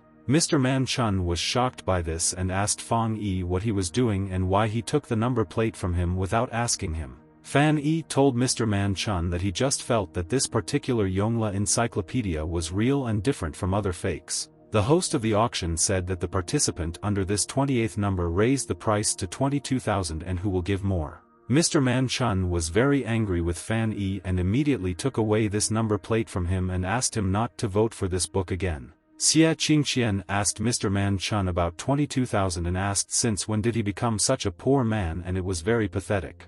Mr. Man Chun was furious with this Xie Qingqian and said that he would now regret his words and he would punish him for such an act. And at that very second, Xie Qingqian said that he would not spare them and immediately raised his bet to 24,000 and gave them a head start. Fan Yi thought that this was all he had and he didn't know what to do now because Xie Qingqian would outbid all their bets. Mr. Man Chun said that he cannot let this scoundrel get what he wants without a fight and he will buy this book at any cost. And at that moment Mr. Man Chun said that he would raise the rate and said that he would offer 40,000 for the book and would not spare the money. Mr. Man Chun asked Xie Qingqian what he will do now and does he really think that he can interrupt his proposal now? Xie Qingqian started laughing and asked Mr. Man Chun if he really thought that a book could cost 40,000 and he was clearly a fool. Xie Qingqian said that even 30,000 would be a lot for a book, and if that's what he wants, then he won't stand in his way this time. Mr. Man Chun asked Xie Qingqian why he is so sure that the book is not worth 30,000 and there is something wrong with his eye. The presenter said that so far the last price was 40,000 for this book and asked if someone would give more for the ancient luxury. And after a couple of minutes the presenter said that the book was sold to a person whose number is 28 and he has now won this auction. Fan Yi was very happy about this and told Mr. Man Chun that they won this book and he even took revenge on his enemy Xie Qingqian. Mr. Man Chun told Fan Yi that he thought that maybe he was being too reckless and he shouldn't have spent so much money on an ordinary book. Mr. Man Chun asked Fang Yi if he thought that this was indeed an authentic part of an ancient and rare encyclopedia like Yongle. Fan Yi told Mr. Man Chun that he was sure of it and he could just calm down and not think about it and it was a great buy. Master Yu asked the girl next to him to pay attention to Fan Yi and said that he admired this guy and his actions were good. Master Yu told Fang Yi that he wanted to tell him frankly that these originals of the Yongle encyclopedia cannot be found so easily. Master Yu said that this has never happened since the founding of this republic and even the chances of finding something abroad are very small. Mr. Man Chun despaired and told Fan Yi that if Master Yu said this, then they got it and paid 40,000 for the most ordinary paper. Fan Yi asked Mr. Man Chun not to despair so much and said that maybe they would be lucky and actually buy such a treasure. The presenter said that the next lot is a jade figurine and it dates back to before the Han Dynasty and it is very valuable. The presenter said that the auction starts at 5,000 and Fang Yi realized with just one glance that this was the same item that he had seen. Master Yu saw Fan Yi's impression and asked the young man if he was really interested in this jade figurine, which was very ancient. Fan Yi agreed with Master Yu and said that he really liked this jade figure and wanted to win it if he succeeded. Master Yu said that this figurine was probably dug up from a grave and there could be a curse on it that would cause him negative energy. Master Yu told Fang Yi that this is not something that should be bought thoughtlessly and Fang Yi thanked the master for the advice and he was right. Things from graves often come into contact with substances from decaying bodies and become saturated with negative energy and become cursed. But Fang Yi realized that with his Taoist powers, he was confident that he could dispel this negative energy no matter how strong it was there. And then Fan Yi asked Mr. Man Chun if he could borrow the sign from him for a minute and then he would immediately return it to Mr. Man. Mr. Man Chun was surprised and asked Fan Yi what was this restless friend of his up to, and he didn't want to give him his sign. And at that moment, a man raised his sign and told all the people that he would offer 5,000 for this jade figurine. The man said that it was not too expensive and maybe he could purchase and study this fascinating jade figure. Mr. Man Chun was shocked and wondered if this man had just offered 5,000 for this broken jade figurine. But just at this time, when Mr. Man Chun was distracted again, Fan Yi used this chance and immediately snatched the sign from Man Chun's hands. Fan Yi picked up Mr. Man Chun's sign and said that he would raise the price and offer 6,000 for this rare jade figurine. But the same man raised his sign and said that he still wanted to raise the price and offered 7,000 and the item interested him. But Fan Yi did not want to give up and raised the bid and offered 10,000 for some jade figurine, and Mr. Man Chun was shocked. Mr. Man Chun asked Fang Yi if he was completely crazy and wanted to pay 10,000 for a piece of jade, and this is madness. Xia Qingqian told Man Chun that only someone like him could now decide to give 10,000 for a piece of garbage, and that's brilliant. Mr. Man Chun was furious and told Xia Qingqian to shut up, and he didn't want to hear his voice anymore because it made him more nervous. The man thought that no matter what, he no longer wanted to buy this jade figurine now, and it was simply useless.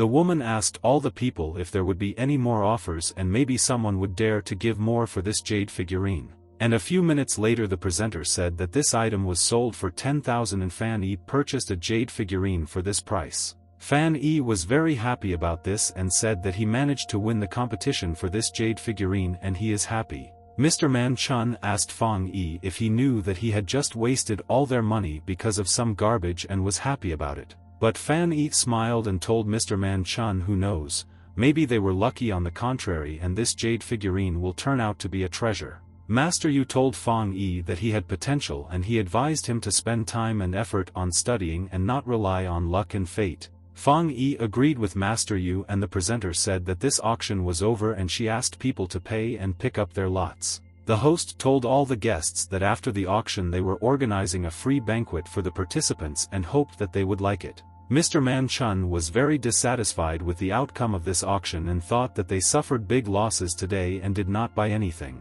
Fan Yi ran after him and asked Mr. Man Chun if they would go to the banquet and they could celebrate what they had found today. Mr. Man Chun told Fan Yi that of course they will go, and why don't they go, and if they don't do this then they will suffer more losses. But at that moment someone intervened in their conversation and asked Man Chun and Fan Yi to wait and not go anywhere, and it would not take up their time. It was Master Yu, and he asked Man Chun and Fan Yi if they could give him a little time and listen to his words before leaving. Fan Yi asked Master Yu if he hadn't recently left there along with Director Su, and the master said that they themselves had already left without him. Fan Yi wondered if Officer Bai had also left there, and he wanted to talk to her and ask why she was working undercover. Mr. Man Chun asked Master Yu what he needed from him and he could help him in any matter if he only asked him. Master Yu told Mr. Man Chun that he had business with his friend Fan Yi and wanted to talk to him about something if he wanted. Fan Yi remembered and asked Master Yu if he really wanted to discuss Master Wang Shixian with him because he wanted to tell him about him. Mr. Man Chun said that it was wonderful and asked why don't they then talk about it over food in a nice environment. After that, they all came to a banquet that was arranged especially for them by the auction organizers, and there they could calmly discuss. They all sat down at the table and Mr. Man Chun was very pleased that at that moment such a respected person, Master Yu, was sitting with them. Fan Yi told Master Yu that he did not know that Master Wang was such an important and influential figure in the antiques business and everyone knew him. Mr. Man Chun said that he also did not know about grandfather's antique trifles until Master Yu told about it, and now he knows everything. Master Yu told Fang Yi that Master Wang turned 90 years old this year, but he is still young and full of strength in the depths of his soul. Master Yu said that if there is a chance in the future, Fang Yi could introduce him to him, and who knows, maybe they can become friends together. Fan Yi told Master Yu that it sounded great and he really wanted to meet him, but then a man approached him from behind. Fang Yi turned around and was surprised because he did not expect to see this man there, and he was not happy that he came and started talking to them. It was Xie Qingqian, and he told Mr. Man Chun that he was surprised that after all today's events he still had an appetite. At that time, everyone was having a peaceful dinner and having a good time, but Xie Qingqian, with his arrival, spoiled their mood, especially Man Chun. Mr. Man Chun stood up and asked Xie Qingqian what he was talking about and why he approached them and didn't just go home with his painting. Xie Qingqian told Mr. Man Chun that he just wanted to say that he must not be feeling well after the auction. Master Yu reprimanded Xie Qingqian and said that such a person's behavior was unacceptable and he was only disgracing himself. Xie Qingqian smiled and told Master Yu that he had misunderstood him and that these were just friendly taunts towards Mr. Man Chun.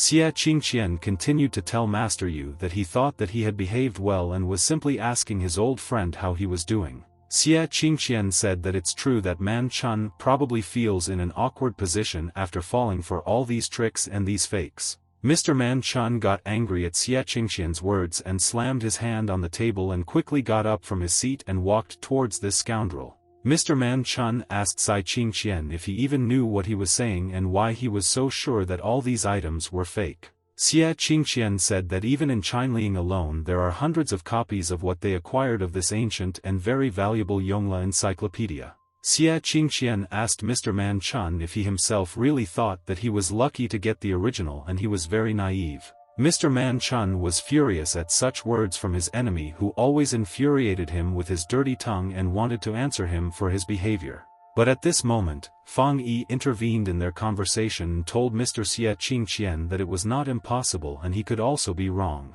Xie Qingqian told Fan Yi that adults are talking there and it's better for youngsters who don't understand anything about what they're talking about. Fan Yi told Xie Qingqian that he and Man Chun were lucky enough to be in the company of such a person as Master Yu himself. And then Fan Yi asked Xie Qingqian why don't they ask Master Yu to check the authenticity of these items to make sure. And at that very second there was complete silence in this establishment and all the people fell silent and just looked at them and waited to see how it would end. Fang Yi noticed this and thought that the atmosphere in the room suddenly changed after his question, and why did all the people quickly fall silent. Mr. Man Chun started shouting at his friend Fang Yi and asked him not to be so absurd and not to fall for the games of that scoundrel Xie Qingqian. Xie Qingqian started laughing and asked why Master Yu would do this, and he wouldn't do such nonsense because he had things to do. Mr. Man Chun told Fan Yi that they needed to raise a lot of money to pay for the work of an expert of Master Yu's level and they no longer had money. Mr. Man Chun told Master Yu that Fan Yi was new to this industry and unfamiliar with their practices and asked him to forgive him for his insolence. Fan Yi heard Mr. Man Chun's words and asked Master Yu for forgiveness and said that he was still too inexperienced in this matter of theirs. Master Yu asked them not to worry and said that this meeting between him and Fang Yi was quite pleasant and he wanted to look at the book. Xie Qingqian was also very surprised by such words from Master Yu and said that something like this book is unworthy of the gaze of such a master. Master Yu said that some publications from the late Qing dynasty and Republican era still have some value to them. Mr. Man Chun told Master Yu that he was sure that it was just a fake and he did not need to check its authenticity. Master Yu asked Mr. Man Chun if he was worried about him asking for payment, and Man Chun said that it was not so. Mr. Man Chun told Master Yu that if he wanted to look at the book for them, he would be happy to pay 50 or even 100,000. Master Yu told Mr. Man Chun not to think about it anymore and everything was fine, and this time he will do it all for free. Mr. Man Chun thanked Master Yu for his help and said that in this case they would bother him with the examination of the ancient book. Master Yu took this book in his hands and thought that he would now determine and definitely tell his friends whether it was a fake or the original. People in this establishment watched them with interest and said that Master Yu himself was now making an assessment for someone and it was cool. People could not understand who, other than Director Su, could persuade such a master to do this, and it seems that Master Yu had great respect for these people. People said that it was true and they found out that he did the assessment right there and did it all for free, and someone there was very lucky. People stood up from their seats and said that they wanted to take a closer look at the whole process with their own eyes when Master Yu makes an assessment. Xie Qingqian told Man Chun that he couldn't believe that he would go this far to pull someone else down and he was clearly a loser. Mr. Man Chun told Xie Qingqian that he was rejoicing early and now he will see that he was wrong all along and looked like a fool. Master Yu took out his magnifying glass and began to carefully check this book for defects and how old and valuable it was. Master Yu began to leaf through this encyclopedia with interest and thought that all people would know about the status of this book in just a couple of minutes. Master Yu, after some observations, said that the quality of the book was good and the cover on it was not damaged and was intact. But Master Yu said that the book is definitely from the Republic era and without any doubt it is a copy that was made in this Republic era. Mr. Man Chun and all the other people froze in surprise and could not believe that this book was a fake and they were smoking it. Mr. Man Chun was very upset about this fact and he sat in the corner and said that he knew from the very beginning that it was a fake. Xie Qingqian began to grin and told Mr. Man Chun that he truly sympathized with him and was sorry that it was just a fake. Fan Yi realized that it looks like he made a big mistake and let Mr. Man Chun down, and Xie Qingqian said that he told them about this before the examination. Master Yu said that the book was a copy, but the attention to detail was excellent and he understands why they mistook the book for the original. But Master Yu said that the book still has some value and Mr. Man Chun said thanks to Master Yu for his examination of the book. Mr. Man Chun accepted the fact that they had lost all their money for nothing and wanted to take the book, but Fan Yi did not let him take the book. Fan Yi asked Master Yu to stand and said that he had not examined this book completely and he wanted him to study the subject completely. People were angry and asked Fang Yi if he doubted Master Yu, and the youth in their days were so rude and unscrupulous. People told Fang Yi that Master Yu had already voluntarily done the work for him and he still doubted him, and how could he argue with him. Master Yu told Fan Yi that he had been dealing only with these antiques for 40 years and was even familiar with copies of the Yongle book of the Ming dynasty. And Master Yu told Fang Yi that undoubtedly it was a copy made in a later era, but if he asks so, he will look at it. Fan Yi was happy and thanked Master Yu for believing his words and agreeing to check this encyclopedia once again to the end. Mr. Man Chun watched Fan Yi and realized that this young man was very brave and was even able to convince a person like Master Yu. Master Yu took the book in his hands and thought that he would do this only so as not to upset Fang Yi because he was a good person. Master Yu began to open the Yongle encyclopedia again and thought that he had already checked everything there but would do it again to convince everyone. Master Yu began to examine in detail all the pages of this book as Fang Yi asked and did not expect to find anything interesting there. But suddenly, after a few minutes of checking, Master Yu was surprised because he saw something in this book that could stress him now.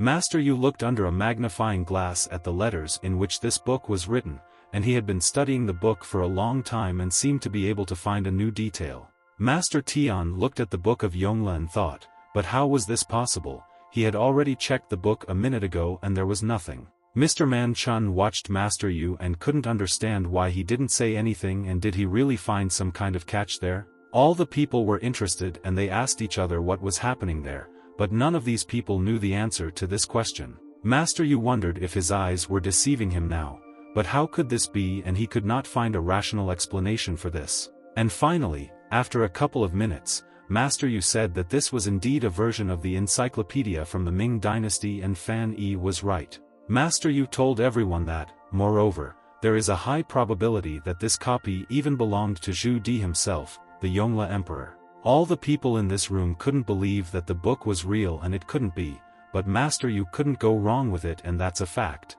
Fan Yi was delighted and asked Mr. Man Chun if he had heard the words of Master Yu, and this Yongle encyclopedia is really real. Mr. Man Chun thought that even many official copies had already been lost in time, and how could the original appear out of nowhere? Fan Yi was interested in these words of Mr. Man Chun and he asked him what he meant and asked him for information about it. Mr. Man Chun said that after the fall of Emperor Jiajing, all the originals of the encyclopedia disappeared and it was said that they were buried there. Mr. Man Chun said that the only originals that reached them were the official copies taken during the reign of Jiajing. Mr. Man Chun said that now there are less than 800 books, and Fan Yi asked Mr. not to give up so early and wait. Fan Yi asked Mr. Man Chun to first listen to what Master Yu, the chief expert in the field of antiques and antiquities, had to say. But to the surprise of Mr. Man Chun, Master Yu said that as he had already told them earlier, the probability that this is the original is very high.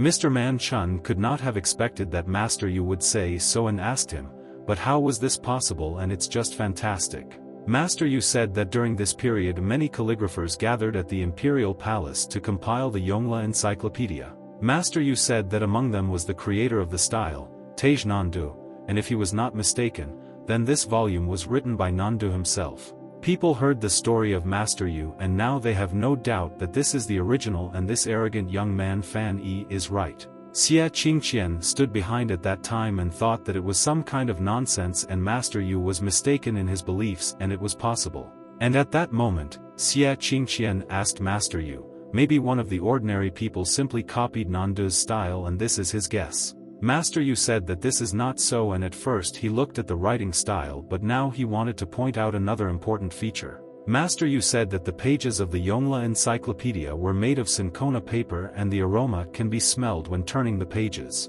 Master Yu said that this smell had not faded away over the centuries, and Xie Qingqian thought about what other scent Master Yu was telling everyone. Xie Qingqian sniffed this book and you could really smell the smell of cinchona paper, but he thought that he could prove otherwise. Xie Qingqian told Master Yu that as far as he knew, the cover of the Yongle encyclopedia could not be as thick as there. Master Yu listened to Xie Qingqian's words and asked all the people there to let him then take another look at this book for examination. Master Yu carefully looked at this book cover so as not to miss anything and wanted to check it too to make sure that the book was genuine. And at that very second suddenly Master Yu said that it was clear to him and now he understood everything and will now tell all the people what was the matter. Xie Qingqian was happy and asked the master if he was able to discover something and the book was a fake, but Master Yu said that it was not so. Master Yu said that he looked at this book for the third time and even carried out an examination and was 100% sure that it was an original.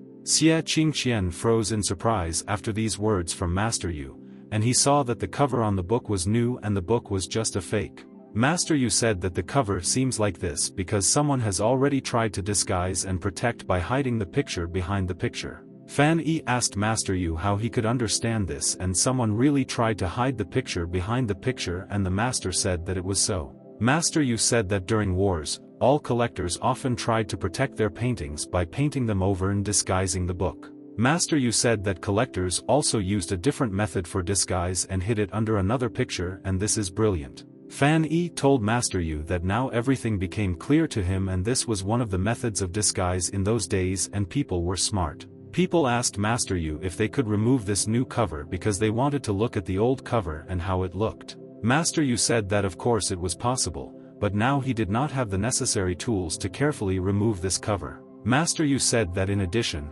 in order to remove the cover from this book, you first need to get permission from Mr. Man Chun. Master Yu asked Mr. Man Chun what he thought about it, but Man was only thinking about whether it was true and the book was original. Fan Yi walked up to Mr. Man Chun and lightly hit him on the shoulder and said that Master Yu was talking to him and he was not listening to the master at all. After that, Mr. Man Chun came to his senses and asked Fan Yi what was going on there, and he didn't even hear this question from Master Yu. Master Yu said that it was okay and once again asked Mr. Man Chun if he wanted him to remove the new cover from this book. Mr. Man Chun thought and asked Master Yu if the original would suffer if he removed the new cover and it was safe. Master Yu told Man Chun that there would be no damage and he would ask his old friend, a book restoration expert, to help. Master Yu told Man Chun that with the help of this friend, he was confident that they could return the book to its original form as in ancient times. Master Yu told Mr. Man Chun that if he gives permission,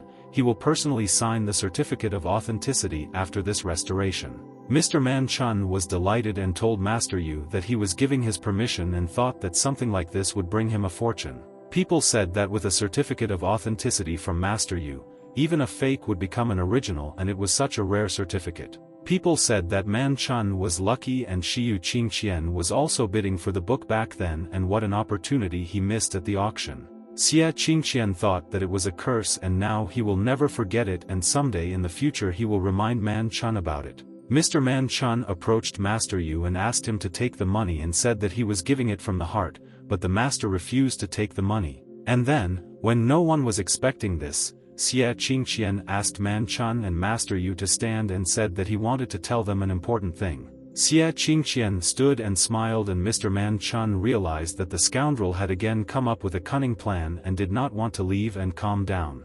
Xie Qingqian said that the original Yongle encyclopedia is a national treasure and an artifact that should not be in their hands. Xie Qingqian told Man Chun that the book should be returned by him to the state and he should give it back immediately before it is too late. Xie Qingqian continued to put pressure on Mr. Man Chun and said that he had to give the book back, otherwise he would have problems if he didn't give it back. Mr. Man Chun got angry and asked Xie Qingqian why he would do this and said that he did not want this and told him to get lost. People said that Xie Qingqian is something and he makes Man Chun doubt how he rose and he was pitiful and should be avoided. People said that the book was honestly bought, but because of his personal dissatisfaction, Xie Qingqian wants it to be given away and that was vile. Master Yu said that this Yongle encyclopedia is their national treasure and has great historical and other value. Master Yu said that this was undoubtedly the most valuable artifact and Mr. Man Chun could not believe his ears and that Xie Qingqian would be right. Xie Qingqian was happy and asked Mr. Man Chun what he said, but he didn't believe him and thought that he was just lying and it was bad man. But Master Yu told Xie Qingqian to wait and said that he had not quite finished speaking yet and wanted to tell them all something else. Fan Yi and Mr. Man Chun were very surprised and thought what Master Yu wanted to tell them and thought that all was not lost with the book. Master Yu said that this thing was brought from abroad and if all its documents are in order, the government has no power to take the book. Master Yu said that in other words, the government must first obtain the owner's permission and Xie Qingqian couldn't believe him.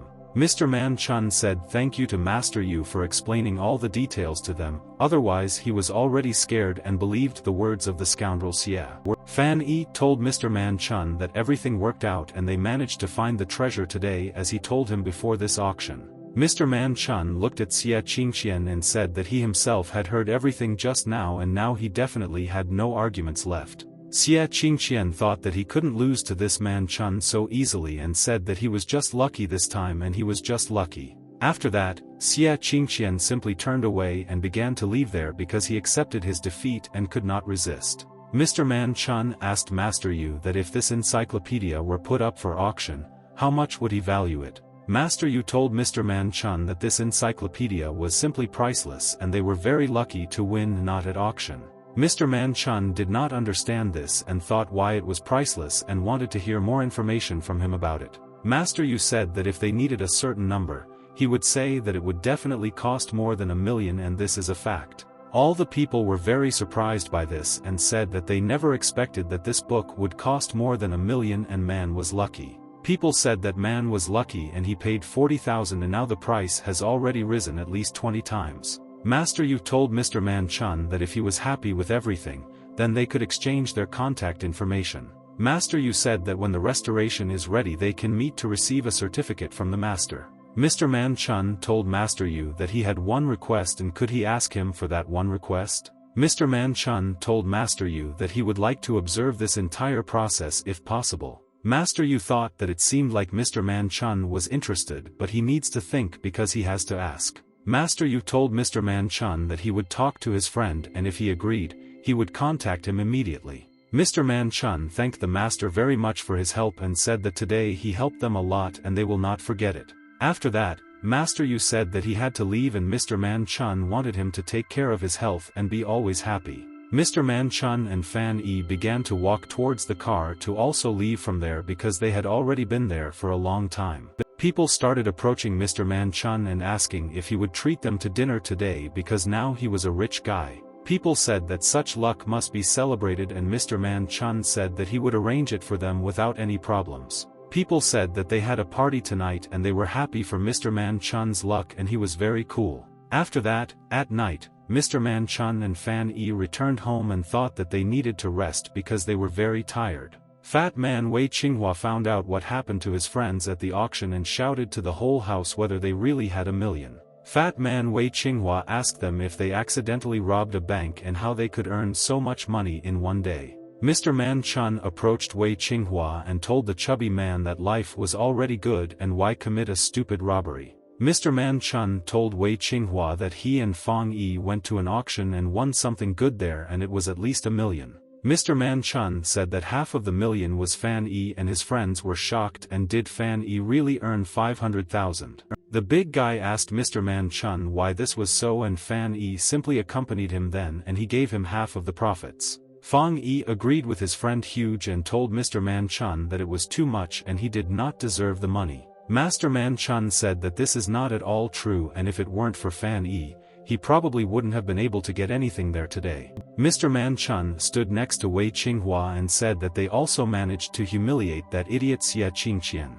Mr. Man Chun asked Fat Man Wei Qinghua, shouldn't he give Fang Yi half of this winnings? Fat Man Wei Qinghua said that of course Mr. Man Chun should give Fan Yi money, but why give half of the money? Mr. Ma En Chun told Brat Wei Qinghua that he really thinks he can force him to do this because he is drunk. Fatty Wei Qinghua said that he would not dare to do this and was just curious to know his opinion because of this. And at that moment Master Yu called Fan Yi's phone and he was very interested in what the master wanted to tell him. Fat Man Wei Qinghua approached Fan Yi and said that by the way, he received 2 calls today while he was not in this house. Fan Yi was very surprised by these words from his friend and wondered if he had missed the call and who could have called him at that time. Fat Man Wei Qinghua said that the first call was from Master Sun Lianda and he wants Fang Yi to visit him at the museum tomorrow morning. Fat Man Wei Qinghua said that Master San Lianda needed help from Fan Yi with something and he was wondering who the other one called. Fatty Wei Qinghua smiled and told Fan Yi that he would like the second person who called him this afternoon. Fatty Wei Qinghua told Fan Yi that the second call was from Officer Bai and she also wants to meet him tomorrow morning. Wei Qinghua said that she wanted to see the bracelets and Fang Yi told his friend that he even looks very creepy now. And at that moment Mr. Man Chin asked Fan Yi to listen to him and he had some important news for him. Mr. Man Chun told Fang Yi that tomorrow at 9 in the morning they will meet Master Yu and oversee the restoration of the book. Fan Yi thought that tomorrow at the same time Master San Lianda, Master Yu and Officer Bei wanted to meet him.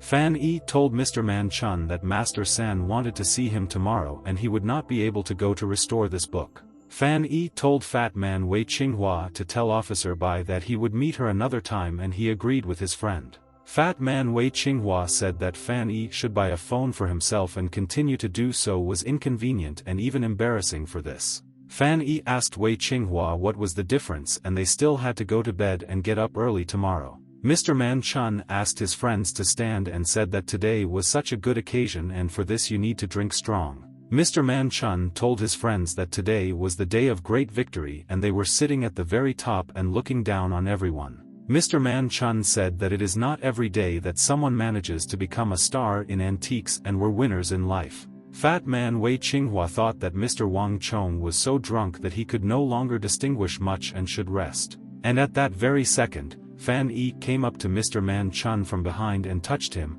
and Mr. immediately threw back his head and fell silent. Fan Yi said that Mr. Man Chun was very drunk and who knew how long he would have continued to behave so restlessly. Fan Yi told his friends that's why he poked Mr. Man Chun's finger at a special point and put him to sleep so that he would calm down after resting. Fan Yi invited his friends to carry Mr. Man Chun to bed and they carried him to the room and closed the door so that man could gain strength. Friends asked Fan Yi maybe he should knock out all 3 of them because in 2 weeks of work without rest they earned 40,000. And Fang Yi earned 500,000 in one day and his friends were not so sure that today any of them would be able to sleep after that. After that, Fan Yi went into his room and thought that now he would have a lot of time to understand why he had these visions. Fan Yi thought that he finally found the time to deal with this jade figurine and said goodbye to everyone and was there alone. Fang Yi looked with great interest at this jade figurine that he fought for and won at auction and was happy to receive it.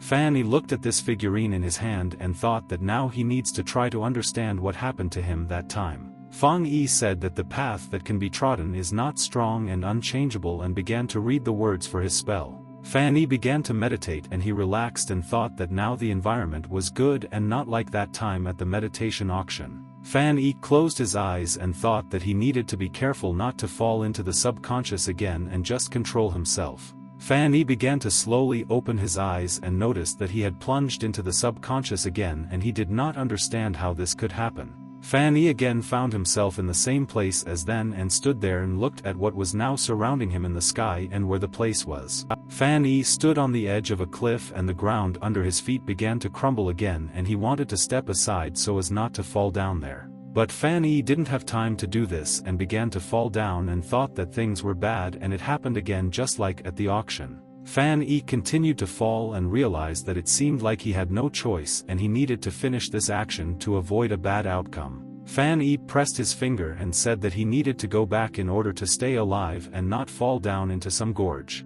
And at that same second a bright glow appeared, and Fan Yi thought that it was very bright and even blinded his eyes and was unusual. And after that, a strange blue glow appeared under Fan Yi, and he looked down and thought that it looked like some kind of portal. Fan Yi fell into this place and thought that he still had to understand why this was happening and find an explanation for the fact that he was falling from there. And after that, Fan Yi again found himself on the edge of a cliff, and he sat and silently with his eyes closed meditated and stored his energy. Fan Yi looked at his hands and saw that he still had this strange object there, a jade figurine, but it had already changed. Fan Yi looked at this jade figurine in surprise and wondered what kind of strange feeling he felt at that moment. Fan Yi realized that all the mental energy he used today was suddenly replenished and even increased, and this is fantastic. Taoist energy training is divided into different levels, and the first level is the 100-day foundation, and a person develops his vessel. And at this stage, a person develops a vessel for some kind of control and understanding in order to begin to produce his qi energy after that.